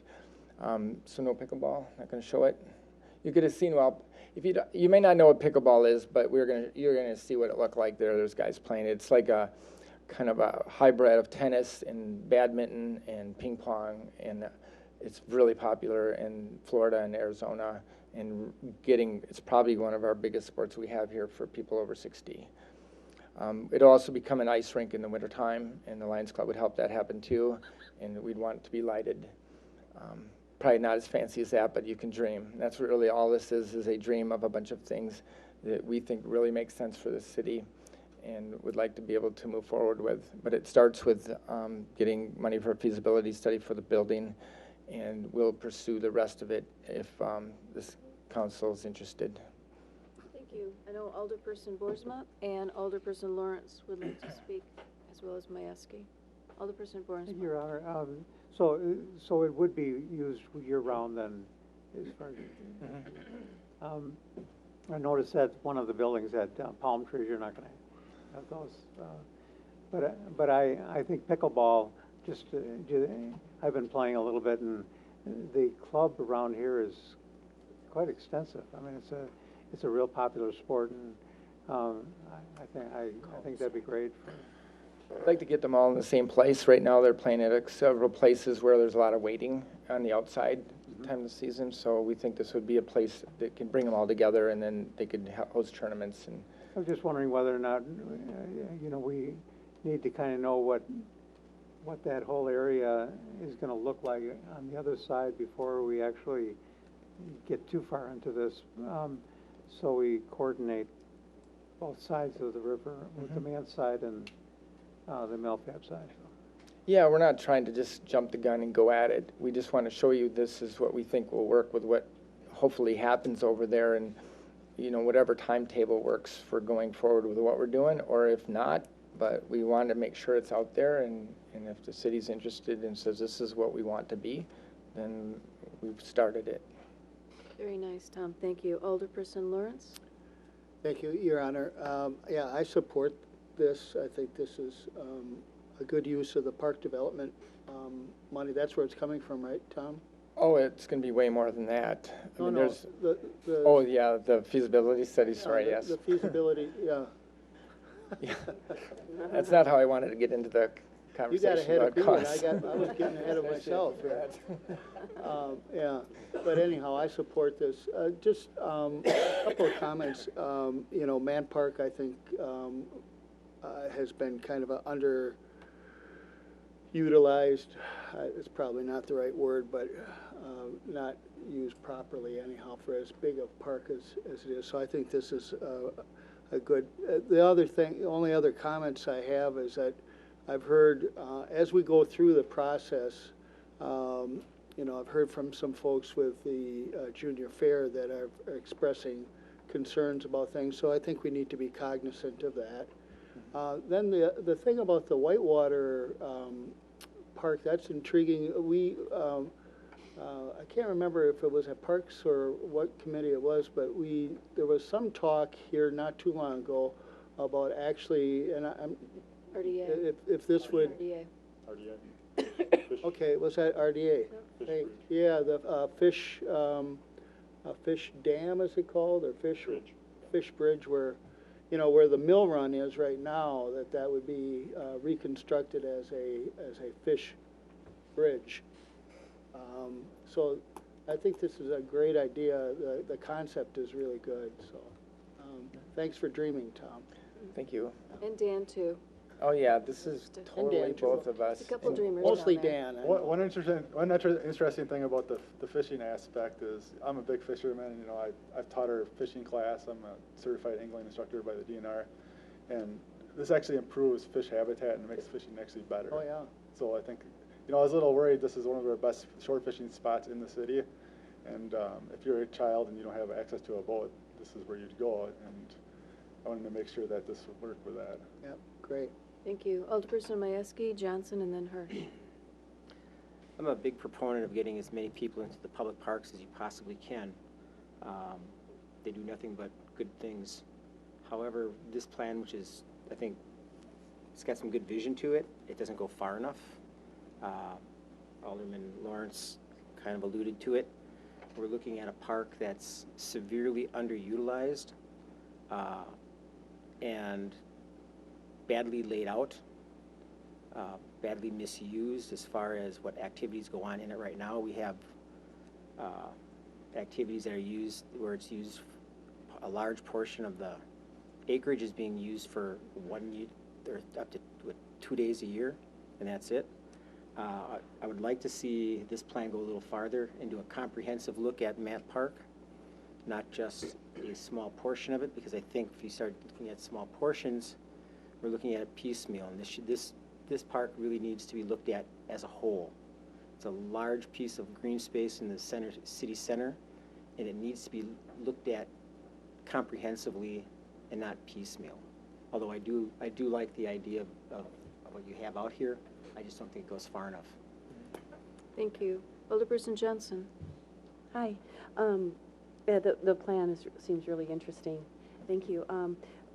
And then I think before we were talking about trying to do native plants, I thought it was going to be more of a natural thing. I don't know if that's still in the mix of anything. And one of the other things I would be concerned about is I love the river, but I'd be concerned that it's not another Apple River kind of thing, that alcohol would be, you know, careful on that. And the other thing is, since this water area might be close to if condos are developed right by the river, I don't know how much, if I wanted to buy a condo or something off the river, if I wanted to hear people screaming and giggling coming off their inner tube. So on the development of that, that's was just my other thoughts of some things. Yeah, no, that makes sense. And we wondered maybe if the developers saw this plan, they might change what they wanted to do too, or see an advantage to this, to what they want to do. So, yeah, all that will play out, I'm sure. This isn't the last time we'll talk about it to somebody. Thank you. Alderperson Hirsch. Thank you, Tom. I have reservations about the water park for various reasons, and also because it's just downriver from a known kind of, we don't know the quality of water at that point, and I don't want to be enticing people to get into the river and being exposed. So we'll have to do some studies on the quality of the water at that point as well. But I do encourage, I think, to Tom's point with respect to the comprehensive look at Man Park, we are doing that in Park and Rec. This is just one aspect of it, but we have to tread softly because we do have a good fair that goes on there, and they do have some nice buildings, and it is there for 2 weeks, so we have to try to figure out a best plan for all involved. So we are working on it, but we're doing it a little bit piecemeal at this time just because there's other parties involved. So thank you. Thank you. Further comments? Alderperson Swadley. Thank you, Your Honor. I don't want to get too far ahead of you guys, but what is your vision as far as the operation of the building? Who would operate that? Well, there's a couple ways to look at it. If we were to locate our offices there, then it would be something that we could handle while we're at work. Depending on the business, you might have to hire a part-time person for rentals. If it didn't house the offices, then you'd hire a part-time person during the day and maybe a person at night. So you're certainly looking at having it being operated and managed by the city? Oh, yes. Yep. It would just be, yeah, absolutely. And we see it as a revenue producer, too. I mean, we haven't been able to go through, again, we're at dream stage right now. There's a lot of things we could find out, like what's the amount of money that you could generate doing this, and how would that cover the costs that you have to put into it. We don't know those things right now, so that's why would that be part of this feasibility study? I'll get as much as I can, and I haven't done one of these before. I mean, I was just told this would be the next step that we should take in this. There's, the park used to be a dump, and so there's questions about digging and doing things like that down there too. So, and there's utility piping and things. So there's a lot of stuff going on in this area. So that's been like one of our main concerns about the building placement. But I would go as far as I could. I'm not sure. Again, I've never done this before, so. Okay. And what would be the timeline as far as getting the feasibility study completed? Well, if you guys think this is a good thing to move forward with this amount of money, we would just start working on that right now and figuring out if it's a bid item or if it's something that we can go with a consultant that's already working with the city. Thank you. Thank you. Further comments or questions? Alderperson Boismore. Just one very quickly. Do we have kayaks here in the city, or do we have canoes? Are we doing some of that already? It's about 6 canoes down at the senior center, and they get rented out. Not as much as we like, but they do get rented out. Do we have kayaks till we run out? Yeah. I think the senior center is entertaining the concept of getting some for that area. I know Cindy and I talked about that recently, so maybe a beginning. I think it's a great idea. Thank you. Okay, we'll vote by roll call. Bartlett, Aye. Hirsch, Aye. Kielsen, Aye. Swadley, Aye. Boersma, Johnson, Aye. Lawrence, Aye. Mayeski, Aye. Engelberger, Aye. Jensen, Aye. True, Aye. O'Connor. Aye. Motion carries on a vote of 12 Yep. to Thank 0. you, everyone. There you go. Thank you. Our next few items do have the opportunity to move into closed session. They have to. Should we take a break? and We then should maybe do that? take about a 10-minute break, and then we'll get right into it. Competition would happen. We don't So, have to. back at 8:45. The number 17.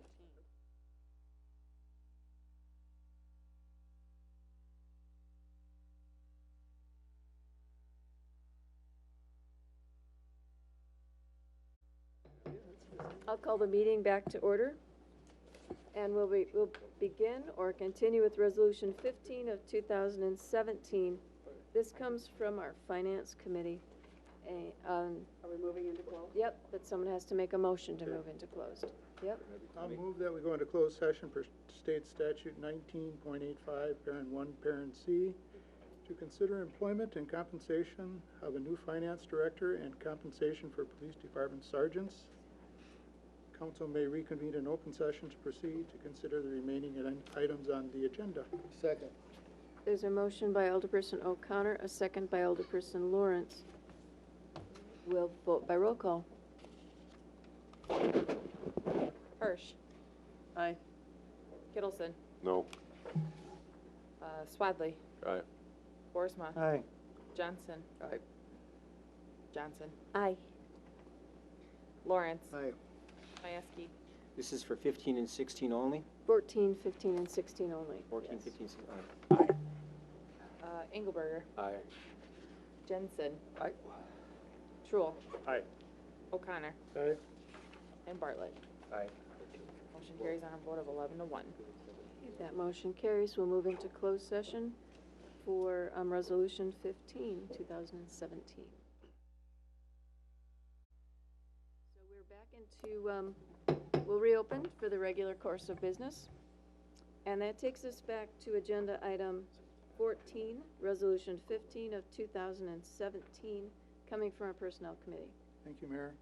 Resolution 15, 2017, authorizing and directing the proper city officials to approve the compensation change for the police department sergeants as outlined in the hiring packet. Personnel Committee recommending 4-0 and Finance Committee approving unanimously today. And I so move. I second. So motion by O'Connor, second by Engelberger. Comments, discussion? We'll vote by roll call. Kittleson. Aye. Swadley. Aye. Boersma. Aye. Johnson. Aye.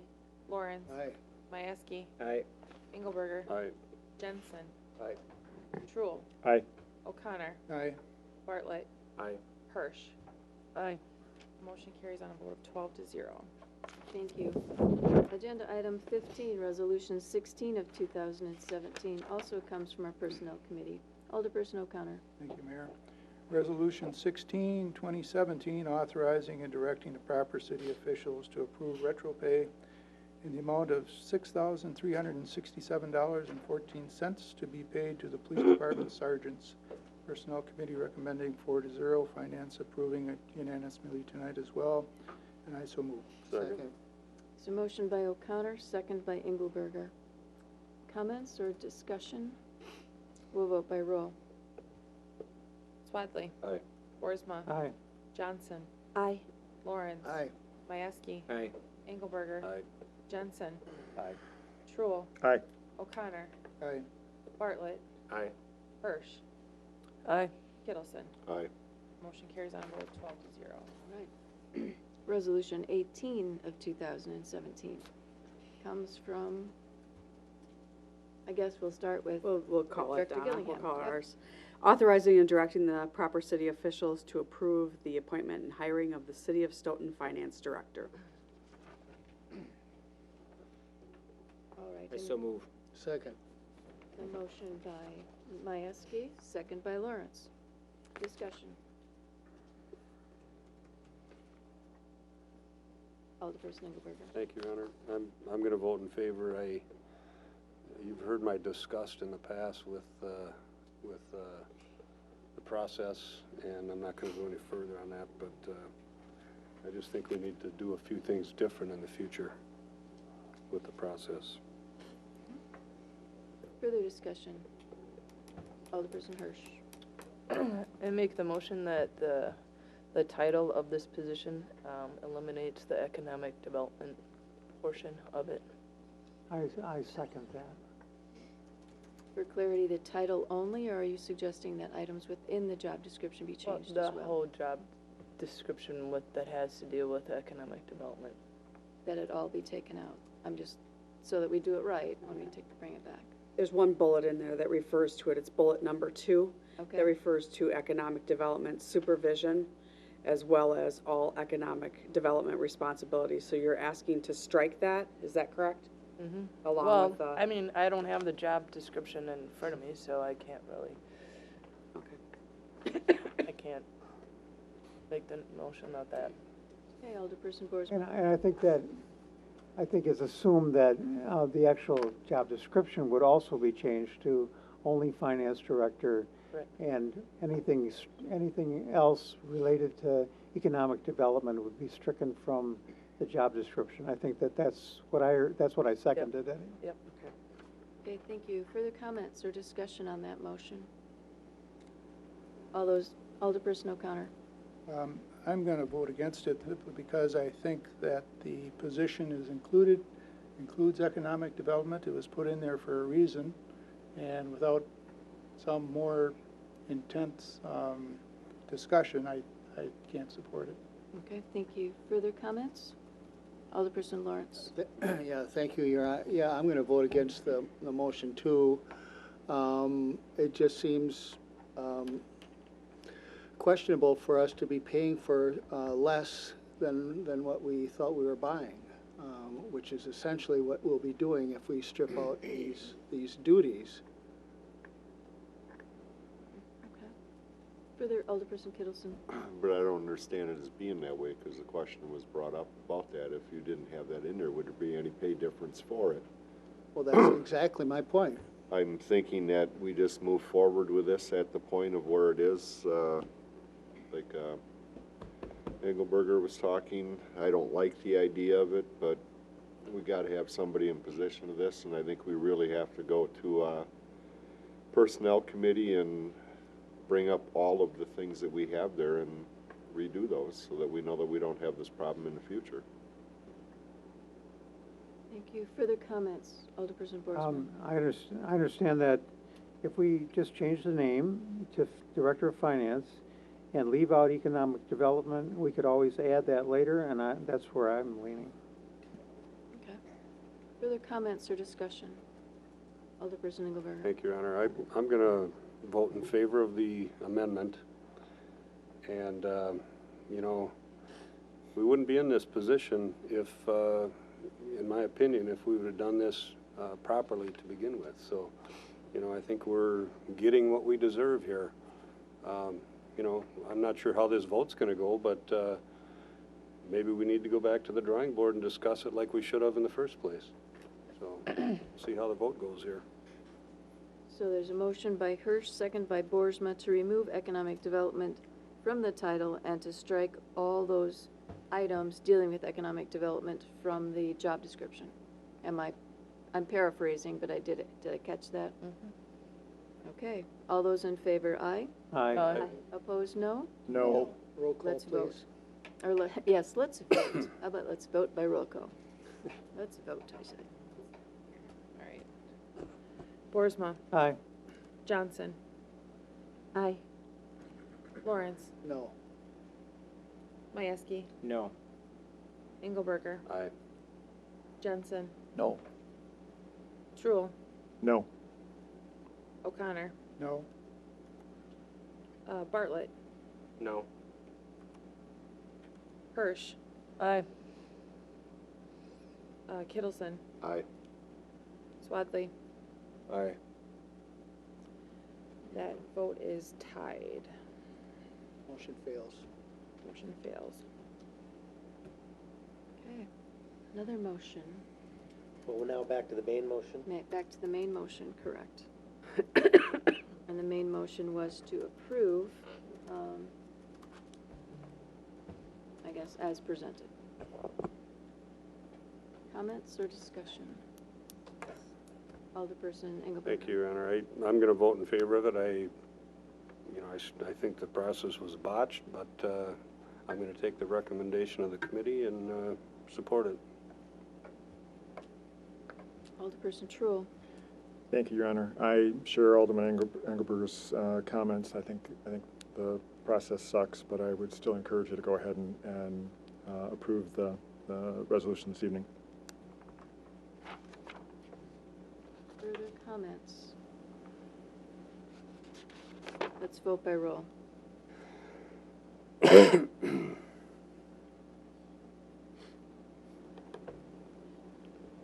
Just a point of order, the resolution doesn't have the full title in it. The resolution also isn't in our packet, so that's where I'm struggling a little bit too. We handed out a job description. Do we need to state it? Oh, the I've got a resolution, number, and I've got an item on the agenda. But you know, yeah. Oh, yeah, I do. I want to make sure we know what we're voting on. Alderperson Engelberger, or Alderperson Majewski, I guess you made the main motion. Would you repeat what that motion is, please? The motion is to approve the appointment of hiring of the City of Stoughton Finance Director. So the question is finance director only, or does it also have economic development in it? I guess what I'm know. suggesting is if you want the economic development title in there should be an amendment to include that. Point of order, Your Honor. I'm sorry, but unless the clerk is having trouble reading back the motion, Lana, can you read the motion that was made? Can I just ask a question? Is there an actual resolution in the packet? Well, that's, yeah. No, that's part of the struggle, is that there isn't a resolution. I don't think we can vote on it, there's no resolution. So there could be a motion, but it wouldn't be a motion to approve the resolution, and actually that wasn't the motion. I don't think the motion was to adopt the resolution. It was, and that's what we're struggling on. No, Clerk, it doesn't read that way. No, okay, Alderman Majewski. It's authorizing and directing proper city officials to approve the appointment and the hiring of a City of Stoughton Finance Director. It says absolutely nothing about a resolution. That was what I heard, so I don't think the motion included Okay, the resolution. approval of Resolution R18. It was just the rest of the language. But that's what all of them are. So the It says motion finance director, it doesn't say economic director. It's approving the appointment and hiring of the City of Stoughton of Finance the City of Stoughton Director. Finance Director. So that's the motion. Now, there is a job description out there, right? There's actually, I'm looking at the resolution that we had printed out earlier today, and it says, authorizing and directing the proper city officials to approve the appointment and hiring of the City of Stoughton Finance Director salaried at $91,718.91. That's the resolution that I had. Yeah, we That's don't not have what it, everybody though. has here. We don't have We don't any of have that. it. Okay, this should probably be tabled. I think this should be tabled. Well, we've got a main motion on the floor, There is a motion pending. I got a and question. Alderperson Majewski's But- motion did not have a resolution in it. Don't make, no, never mind. As long as it follows the agenda, and Tom's motion is properly made, that's what we can vote on. Vote it up or vote it down, whatever we want to do. For our rules, we can't make mistakes. We make lots of them. Just kidding. We make lots of them. We don't, it just happens. We thought we made a mistake. We were mistaken. We make lots, we make lots of mistakes, it just happens. So Alderman Majewski, and I will have Lana, the clerk, read back Alderman Majewski's motion. The motion was to approve the appointment and hiring of the City of Stoughton Finance Director. Point of order. Can we actually, AJ tried to read a resolution that said something. What's the actual job description? What's the actual job title? I'm sure she has it. I there. have don't both of it those with here. me. Director of Finance and Economic Development, both the job description and the job posting. And so as a matter of course, I guess I would ask again that if that is the official job title that we are offering, that's what the motion ought to be. We voted a minute ago about taking something off. It's not, let's at least be consistent with what we're actually offering. Accept it as a friendly Tom. I'll agree. So if you accept that as a friendly amendment, that it's that title. Director of Finance and Economic Development. AJ's got it, be sure that it's right. Repeat that, Off please. the job description and job posting, it states Director of Finance and Economic Development. Could I also suggest that the motion include the authorized salary? The salary amount is $91,718.91. Okay, Alderperson Lawrence, are you comfortable with that No. amendment, with that change? Yes, I am, of course. Come on. So, the main motion, presented by Alderman Majewski, seconded by Alderperson Lawrence. We'll vote by roll call. Okay, I'm sorry, Alderperson Engelberg. Thank you, Your Honor. Couple things. One, we should have this stuff in front of us if we're gonna be voting on this kind of stuff. Yep. We should have So noted. it's noticed on the agenda, we should have a resolution, we should be looking at it. We haven't even seen it, we've heard it 2 minutes ago. It's 10 o'clock at night right now. A couple questions. What is the hiring date? You mean the effective date when Yeah, she would what's start? the effective date for hiring? She would be able to start as of March 6th, Monday. Okay. It's all dependent And- upon what happens this evening. Okay, and my second comment is, recently we've adopted some interim, a consultant to come in and do this. Yep. Are we relieving that person of that duty at some point, or where are we at on that? I haven't heard anything on that even. Yep, Mr. Ferris was there today, and he'll be back, I believe, tomorrow to help with our auditors are in-house right now, so he's helping with the auditing process at this point. You know, I'm sure he can stay on a couple of weeks, or he can, I assumed he'd stay on a week or two to help with the transition. Or if the council desires, he can not. You all Okay. tell me what you'd like. I believe that was actually part of the original approval of his hiring, Is that he His- helped with the transition? was to help with transition. That was my intent. So what are we voting on? Didn't want to misspeak. So we're voting on a motion by Alderperson Majewski, and clerk will read it back to us. Motion by Majewski to approve the appointment and hiring of the City of Stoughton Director of Finance and Economic Development, salaried at $91,718.91, with a second by Lawrence. Right. Without further discussion, we'll vote by roll. Johnson.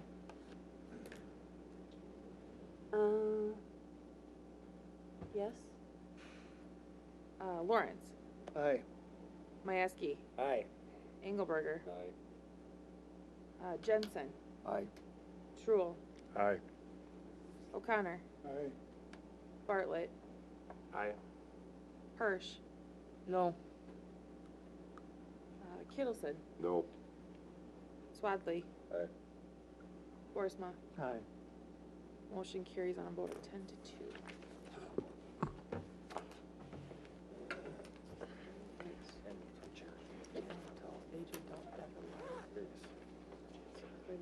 I move to adjourn. Takes us to agenda item 17. And it begins with a, I'll just read it. Discussion and possible action regarding an updated tax incremental financing request by Forward Development Group relating to the Kettle Park West Phase 2 development. And it begins with a presentation by the Forward Development Group.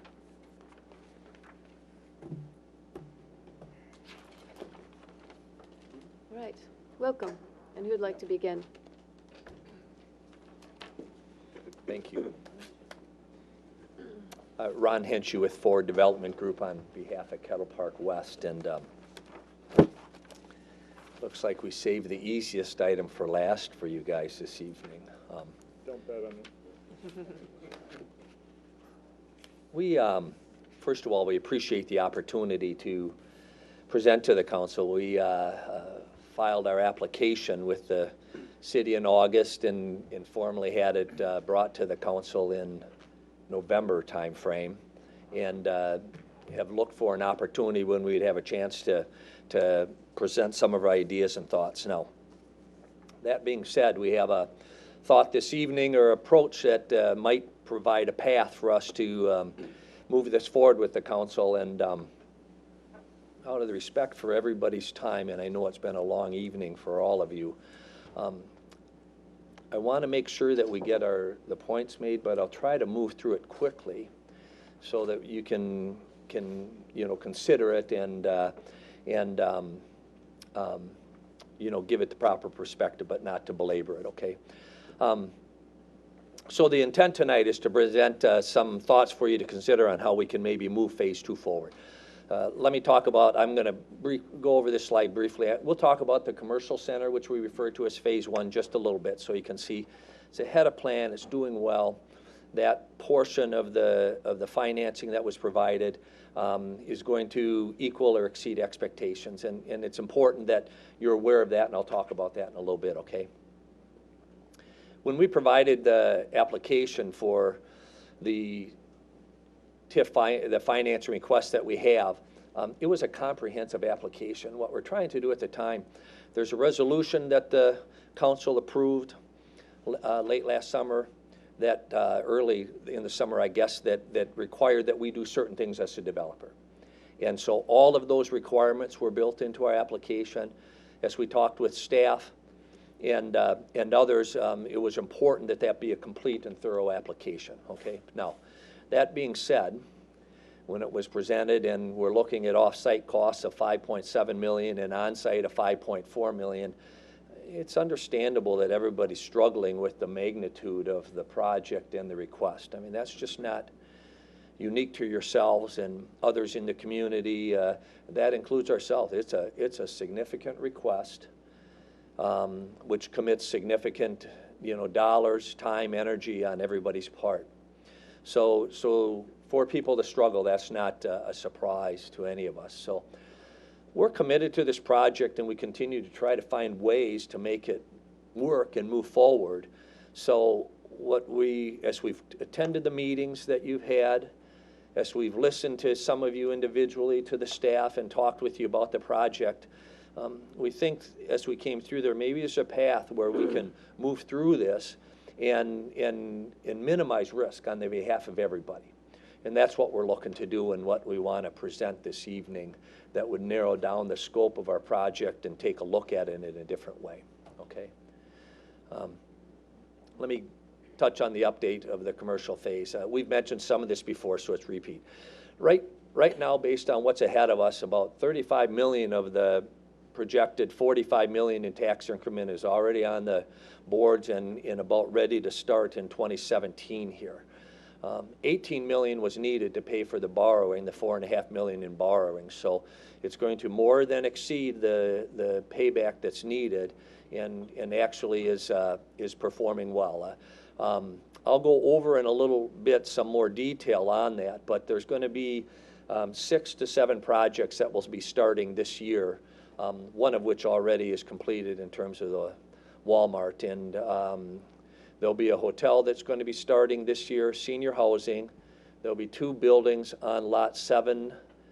They're referred to as 7-2 and 7-4. There'll be a quick trip that has actually, they've started, the silt fence is up and the construction's going to start shortly. And then the McFarland State Bank will be starting this year as well. So the combination of those will equal or exceed $35 million in increment, okay? So that provides us with an opportunity. The reason that we're highlighting that, the strategy that we're going to recommend tonight is going to take advantage of this increment that's in excess of the $18 million and provide an avenue for us to maybe take a look at the off-site work in a different way. All right? Rodney, if you want to. So let's talk about that. We have 2 steps to the approach that we're recommending that you consider tonight. One is the off-site, the other is the on-site.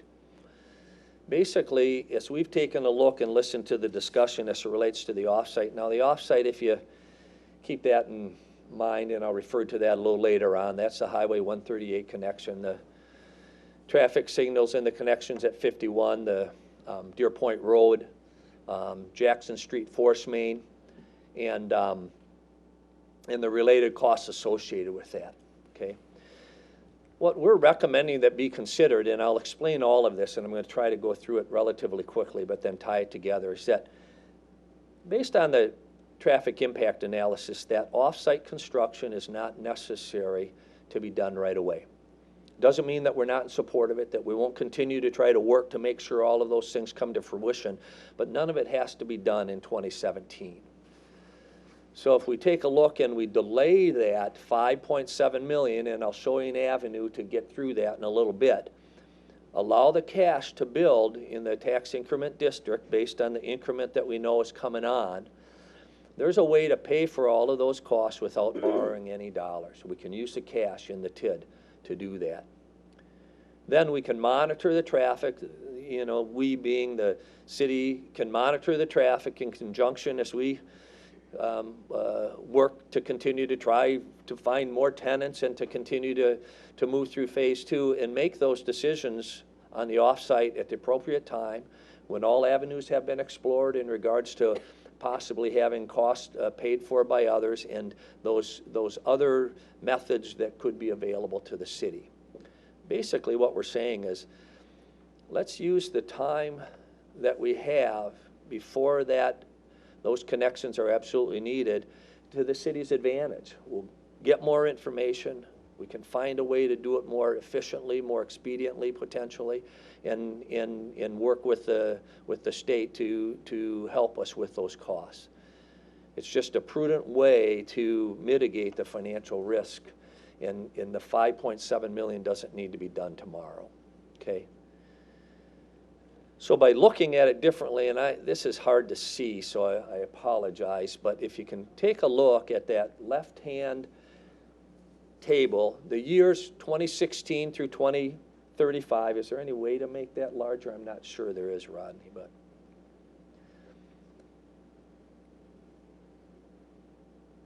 And it moved one slide on me, so if you can go back to the previous slide. What this is, as Rodney's making it larger, what this is the increment. So with the binder that you have with all the documents in it, the one thing that I want to talk about is we're not changing anything as it relates to the project. What we're talking about here is timing and using that timing and the information that will come available to us as we move down this path and use that to our advantage. So what this is comes right out of the document in the, I believe it's Exhibit 10. And this is the increment that's going to be generated by the commercial center of phase 1. So in 2016 already, the tax bills went out. There was $10,816,500 in assessed value that came out of the land improvements. At the end of this year, 2016, when the building, as it relates to Lot 2, their Walmart is added, we're projecting the increment at that point in time will be somewhere near $19 million. You need $18 million to pay for the debt that was borrowed. By the time these other projects I mentioned earlier are added, we'll have about $35 million in increment, and then about 4 or 5 years down the road when it's fully developed, you'll have a total of $44 million in increment. Now the column to the right is the cash that is generated from that increment in excess of the debt payment. So that's excess cash. We've already taken out of there the payments that need to be made for the notes that were borrowed. So this is cash that will accumulate as it relates to the commercial center phase only. Okay, are you with me on that so far? So you can see by 2035, if you did nothing else, if today you said we're doing nothing more than what's been done, you would have $10 million in cash available over and above the borrowing. I think I can say with confidence that would be this piece alone would be the most successful tax increment district that the city has ever had. Now, with that, if you go to the next slide, Rodney.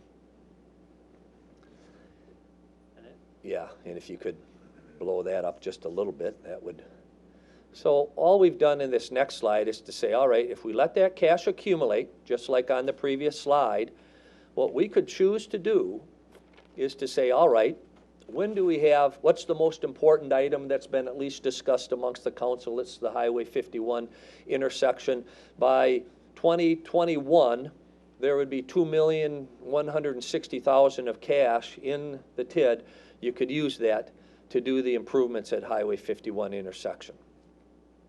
The next year, based on the increment, there'd be additional funds that could do the Jackson Street Force Main. Now, this is just an idea. We're not recommending and saying how those projects should be prioritized, to what extent you should be responsible for paying for them, or if somebody else should be.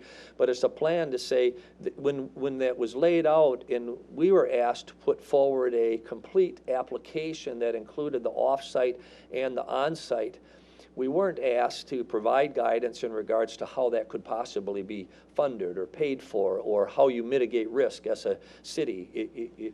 If you know, if you're trying to mitigate financial risk, which I think is prudent, and I would be trying to do if I were you as well, there's ways to move through that and time it so it can be done appropriately.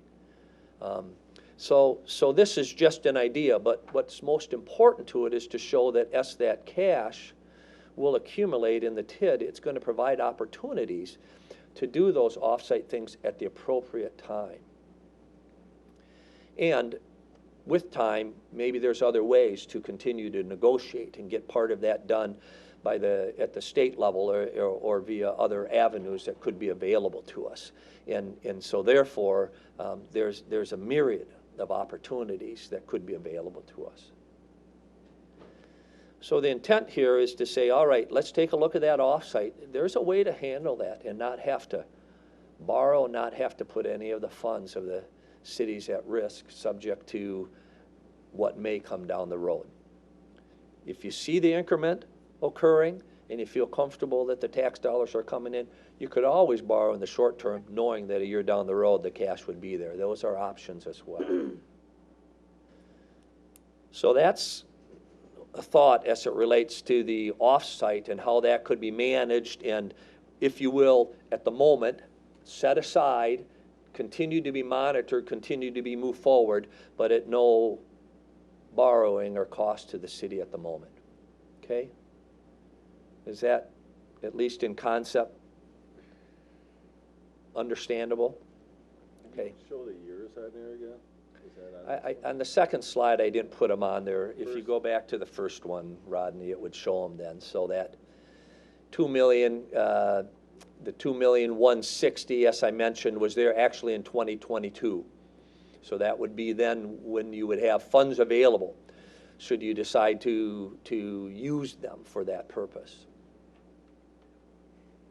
Okay. So you're suggesting we could wait 5 years until the increment builds up and then begin to use that to pay for the off-site improvements?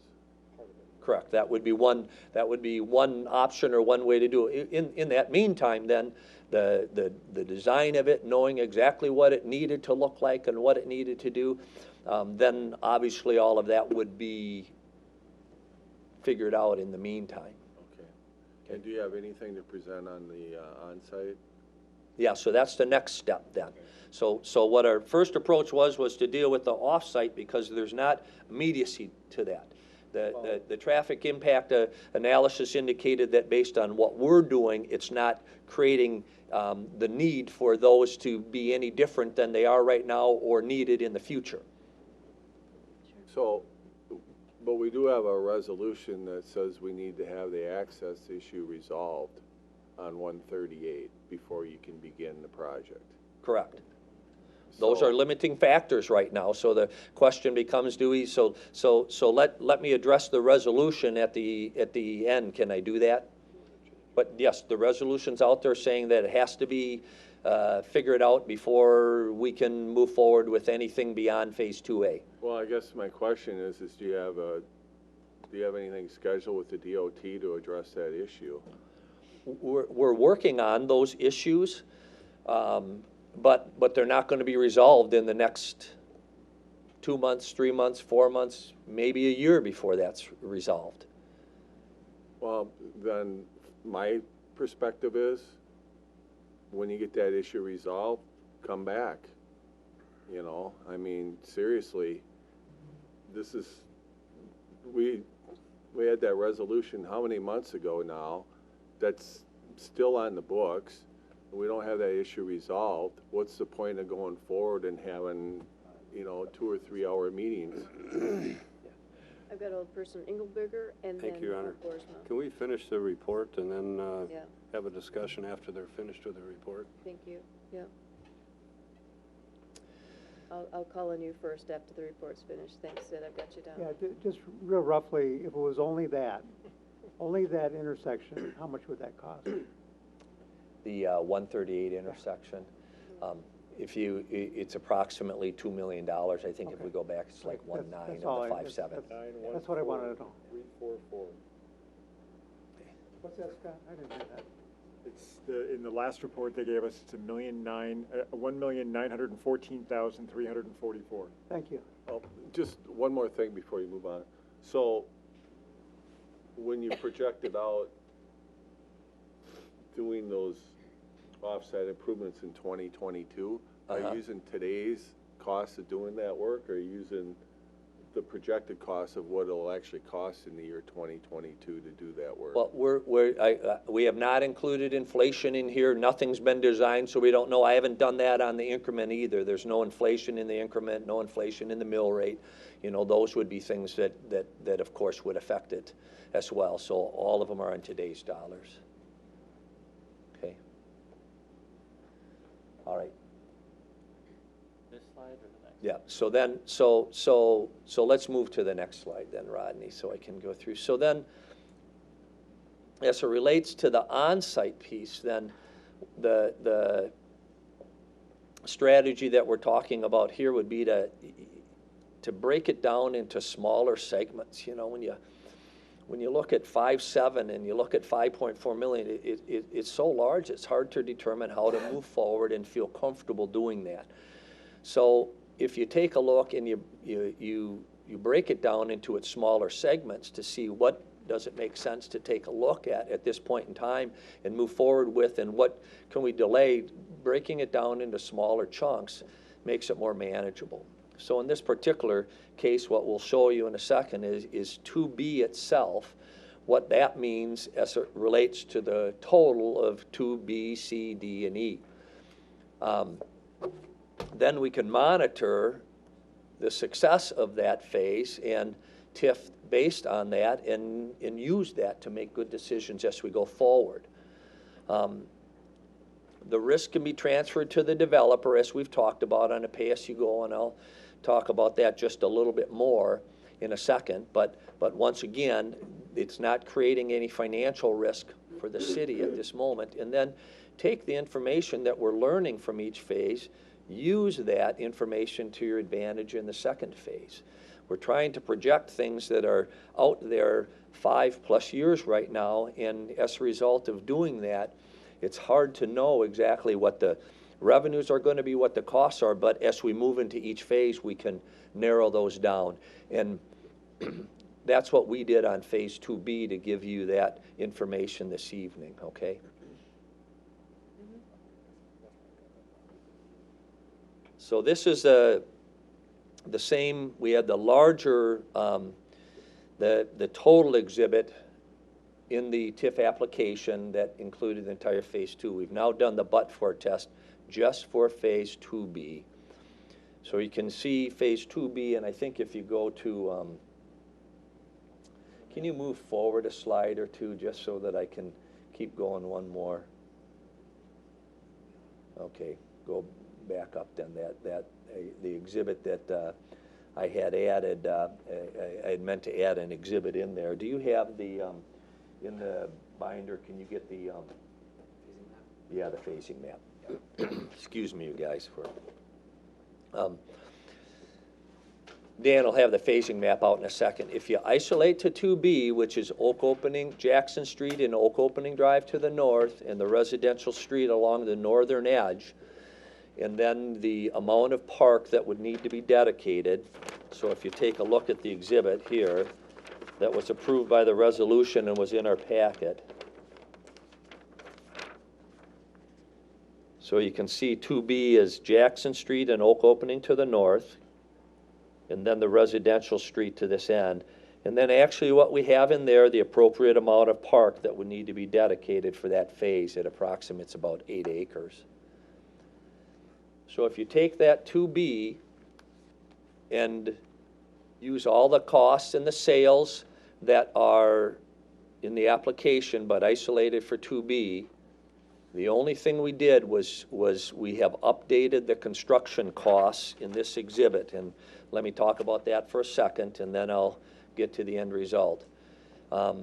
We authorized our engineers, JSD, to finish the engineering of the plans for phase 2 in December and January, so that we could then send it to a contractor and get better budgeted numbers. It's kind of like the discussion you had earlier on the public works facility. It's one thing to have a general number early on, and the plans that we were going off from in August of last year when we submitted the application were 25% engineered plans. We're now at 90% engineered plans and ready to send them through the approval process, so we were able to go out and get a budget estimate on them. So the construction costs that are in there have been modified, but everything else is the same as the application, okay? So you can see for phase 2B, without TIF, there'd be a loss of about $1.7 million. With TIF on the right-hand side there, then, you'd see that we've added $1.650 million is what would be needed in order for the project to return the 11% that was in our initial application. So for that phase alone, it would be $1.650 million, whereas it's 5.4 for the whole. Yeah, that I don't need that now with this here, okay. Now, moving kind of fast, so let me move forward to the next slide and then I'll wrap it around for you. This slide here, it's another one. It's hard to see. It's a big exhibit, but if you want to just scroll, Rodney, to kind of where the green numbers are. Okay. So that number on the left, the $2,895,000, is using the pricing that we had in our initial TIF application, because it was just an estimate at the time, based on using lineal feet per street estimate numbers, grading estimate numbers. Now that we are able to get budgeted numbers for 2B, it's $1,907,000. So the cost for 2B, once we're able to get the engineered plans finished and get them priced, is about $1 million less than what we had estimated for 2B when we sent in our application last August. In addition, because of the lower costs of construction, because of the sales and the amount of usable space on B compared to the whole phase 2A, we don't need to request the entire public piece be part of the TIF. We actually only needed $1,650,000 in the butt for a test. So we've been able to take the $2,895,000 down to about $1,650,000, just based on isolating the phase and getting better numbers. Okay? So with time, with engineered plans, with being able to get better numbers, we're able to continue to improve on the information and what we're able to provide to you. And so phase 2B by itself went from a 2.8 need to 1,650 without any other changes in the project, just the construction costs themselves getting clarified. Yeah. Sid. Oh, I'm sorry. Can I just finish? There's only like 2 more slides and then I'll answer all your questions, okay?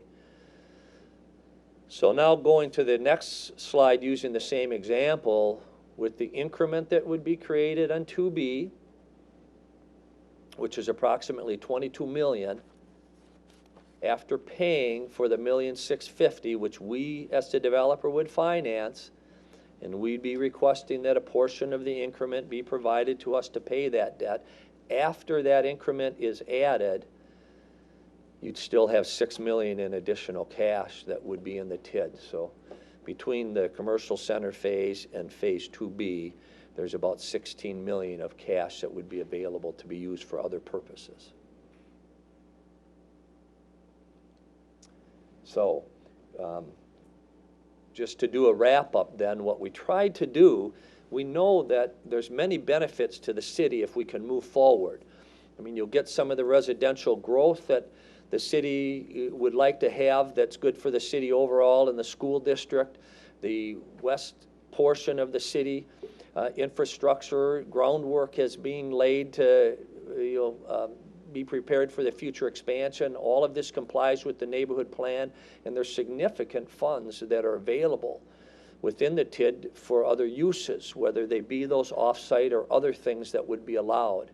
And basically, we have an active market at this time. This is about as good a market as we're going to have, and we're trying to find a way to move this project forward, and even a portion of it, even if we're not getting all of the resolutions figured out at the exact time that they need to be. We're working on them, and we are working on that access, but we're losing time, and we're trying to move this forward to the benefit of the development overall, and it serves great benefits to the city. One last slide, and then I'll answer any questions. You know, our timing's critical, and that's why we're trying to find a way to move it forward. Construction costs continue to increase, our soft costs continue to increase. You know, there's other projects that are being approved within the city that are, when I say detrimental to KPW success, what I mean by that is there's opportunities for residential housing and other things that will benefit, and they're just, we're losing those opportunities. So in the original time frame when we provided it, we're looking for feedback to be able to have these things moved through and approved by the end of March, such that we could move into the construction season and get product on the market yet this year. And so that's what we've tried to present here, as a way that we can move this project forward that minimizes the financial risk to the city and yet allows a portion of the project to move forward while we're trying to figure out some of these other items that need to be figured out. Alderperson Boersma? Thank you. So I'm just, in my head, estimating costs then. If it's both on-site and off-site, it'd be about $3.6 million that we would have to extend for the TIF, correct? For the absolute hard requirements that we have on the table right now, which includes the Oak opening to 138, plus the on-site that we're talking about. If going back to what Alder Swadley was saying, you're estimating $2 million for the Oak opening, which would be off-site, and 1.6 for the on-site. So if we were borrowing money on a TIF, or we were doing the TIF, it would be, the but-for test would be at approximately $3.6 million. Is that correct? If you look at the whole project overall, the off-site has not changed. It would still be $5.7 million, which would include the 51 Roby Road intersection, the Deer Point Road improvements, the 138 improvements, and the Jackson Street Force Main. That has not changed, and the resolution actually addresses 51 and 138 as well, I believe. But you said we could delay that. That's what we're suggesting, is that we just delay the cost associated with it, not the actual pursuit of solving the access and of ultimately, performing the construction. We just delay that because in 2017, there'll be no additional traffic coming out of Phase 2B.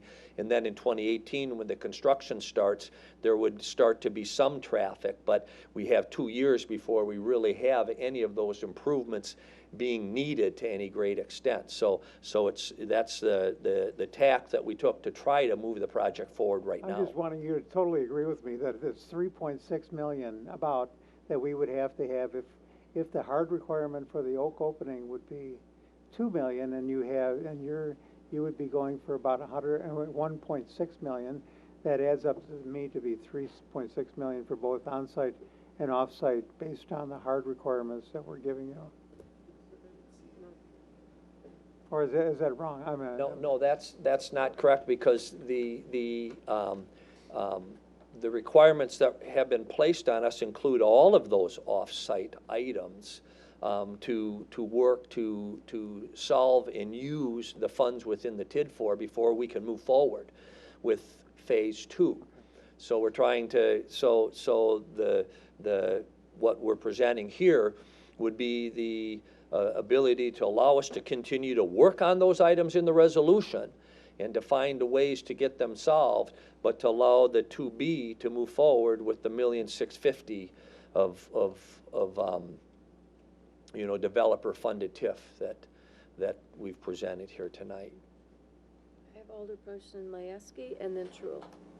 It was a lovely presentation, clear, concise, logical. And now I'm going to channel Alderman Seltzer. And we're going to talk about the same discussion we had back in, was it June? One of the many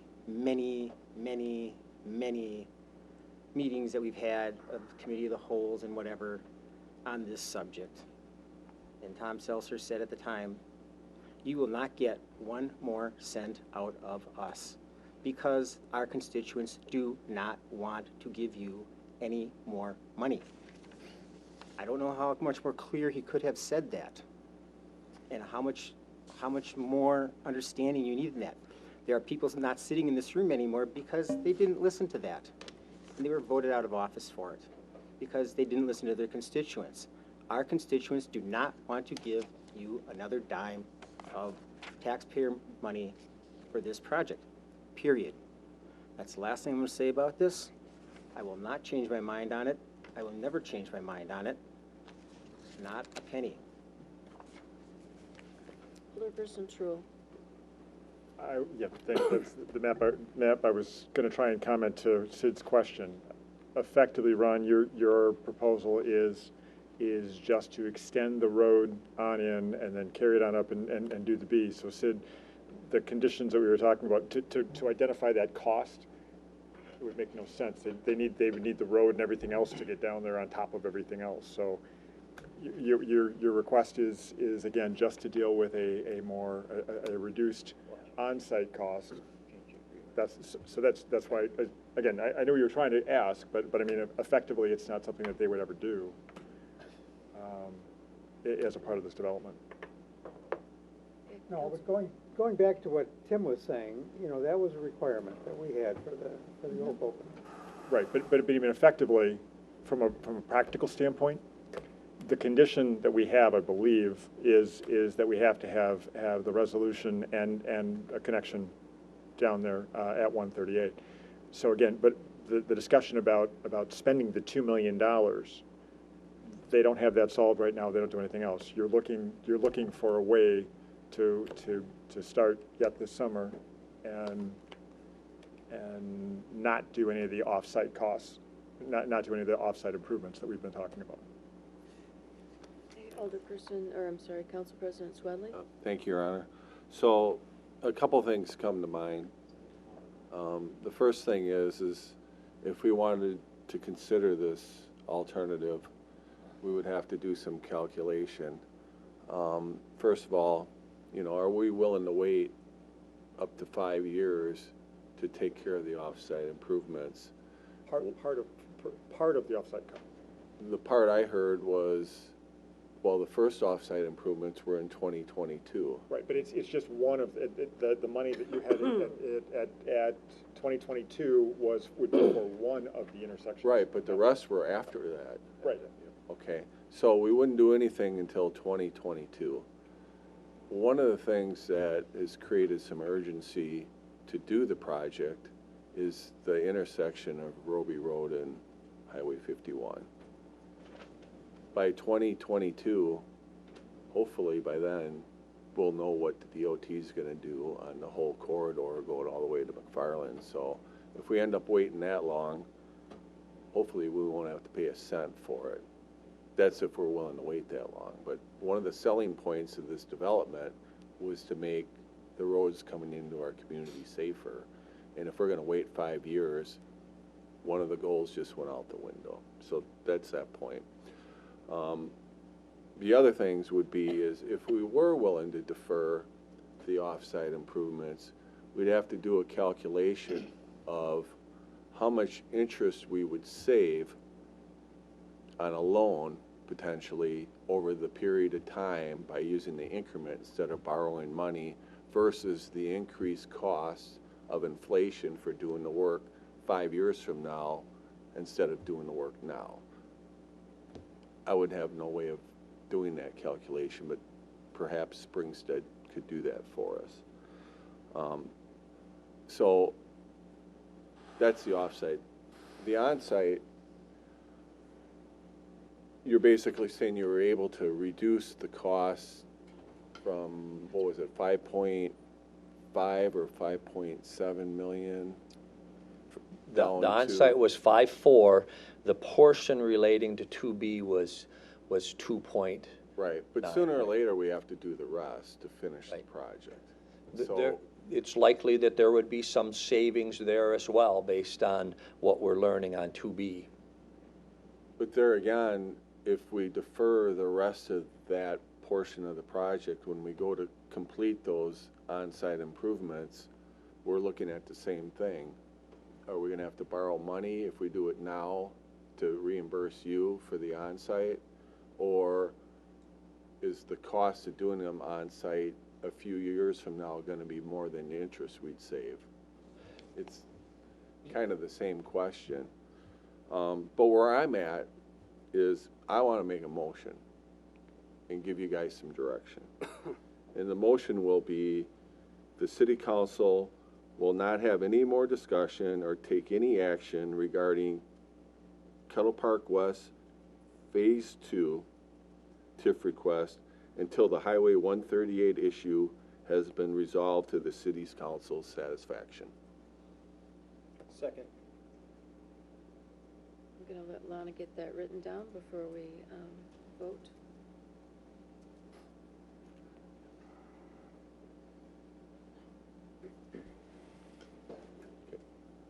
Does that make sense? And can clean it up for me. Well, I think you understand the intent, right? yeah, I'm just not sure if it's really something that you can accomplish, because the council can always change its mind, but I guess it would be until you decide you want to have for a conversation about it. I don't think that, I guess the point I'm making is you could make that motion tonight, but the council could decide a month from now, we're willing to talk about it again. Okay, so then help me make a motion. The point is we gave these guys direction months ago to get that issue resolved, meet with the DOT. The meeting hasn't took place. It's 10:45 again, and we haven't moved. So what's the point of having more meetings and investing more of our time when we have other business to take care of and lives until that issue is resolved? At least have the meeting set up with the DOT and get an answer, because if the DOT says no, what's the point of continuing the conversation? Because we've already said we're not going to allow them to begin Phase 2 until that access issue has been approved. So it sounds, what I'm hearing is that what you'd like to accomplish is to have the council make a determination that this item wouldn't be on the agenda again for further discussion until They come back with a letter or something from the DOT saying they've got approval to put in that access road. If that council adopts that motion, that may be workable. It's pretty unusual, but I suppose I still think the council could change its mind in the future, but at least it would have to be the council deciding, yeah, we're willing to change our mind. We could, but I don't put think something that's back on the very agenda, yeah. likely. So if the council approves that motion, that it won't be on the agenda until that condition is satisfied, I suppose, unless the council decides, yeah, we're willing to change that. I mean, suppose I that don't would be know how else we can get our point across, and not only these guys, but hopefully it'll help these guys. They can go back to the DOT and say, you guys are killing us. We need to have this meeting and get this issue resolved so we can get going this year. Well, we've been working on trying to set that up. We got dates from the city as when you were available. Right. I got back to Miss Liebeck. She was on vacation all last week and didn't have time to meet. So we got to go back, get more dates, and run them by her and try to get together with her. Well, my point is when you get the dates and that meeting occurs and we get a resolution, then you guys can come back and we can talk some more.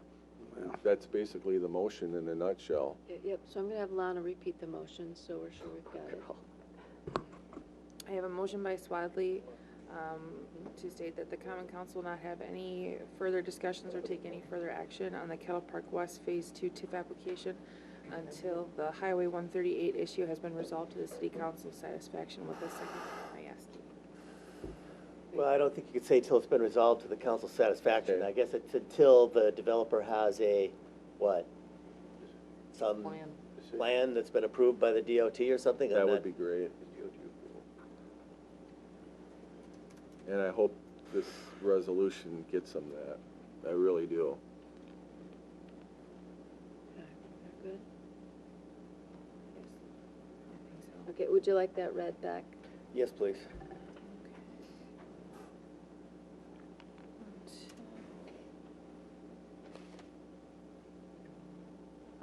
Okay, so the motion is that the Common Council will not have any more, or any further discussions or take any further action on the Kettle Park West Phase 2 TIF application until the time that the developer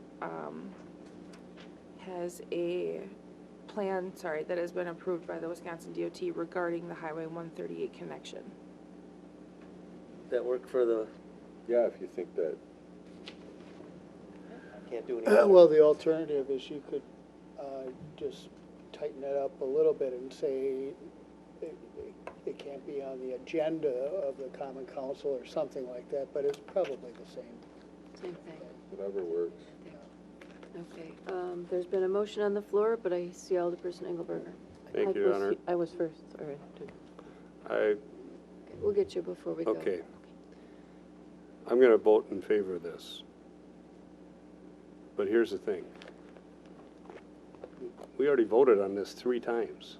Twice we turned it down, and the last time, about a month ago, we said, okay, go ahead, now you can proceed.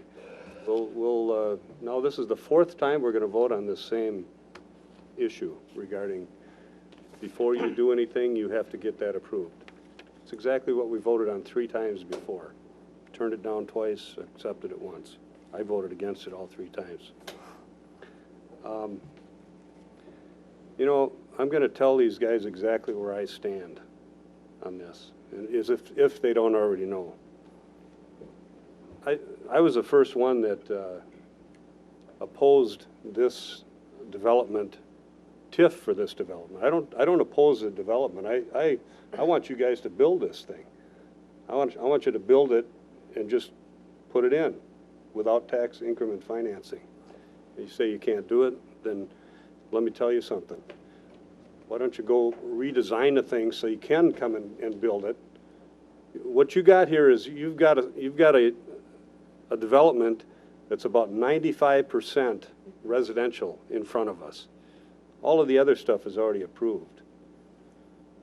Now, you know, like I said, I was the first one that opposed this thing. It was October of 2013.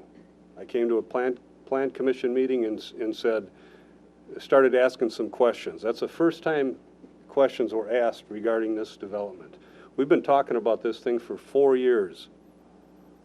And now, you know, we're still, basically you gave us a presentation tonight. You talk about dressing up something and putting lipstick on it. This is still the pig. Now it's got different lipstick on it. It's still the same thing that you're talking about here. I'll tell you what I'll support for TIF. I support TIF in industrial. I support it in redevelopment, blighted areas, and I have supported it on this council with different projects.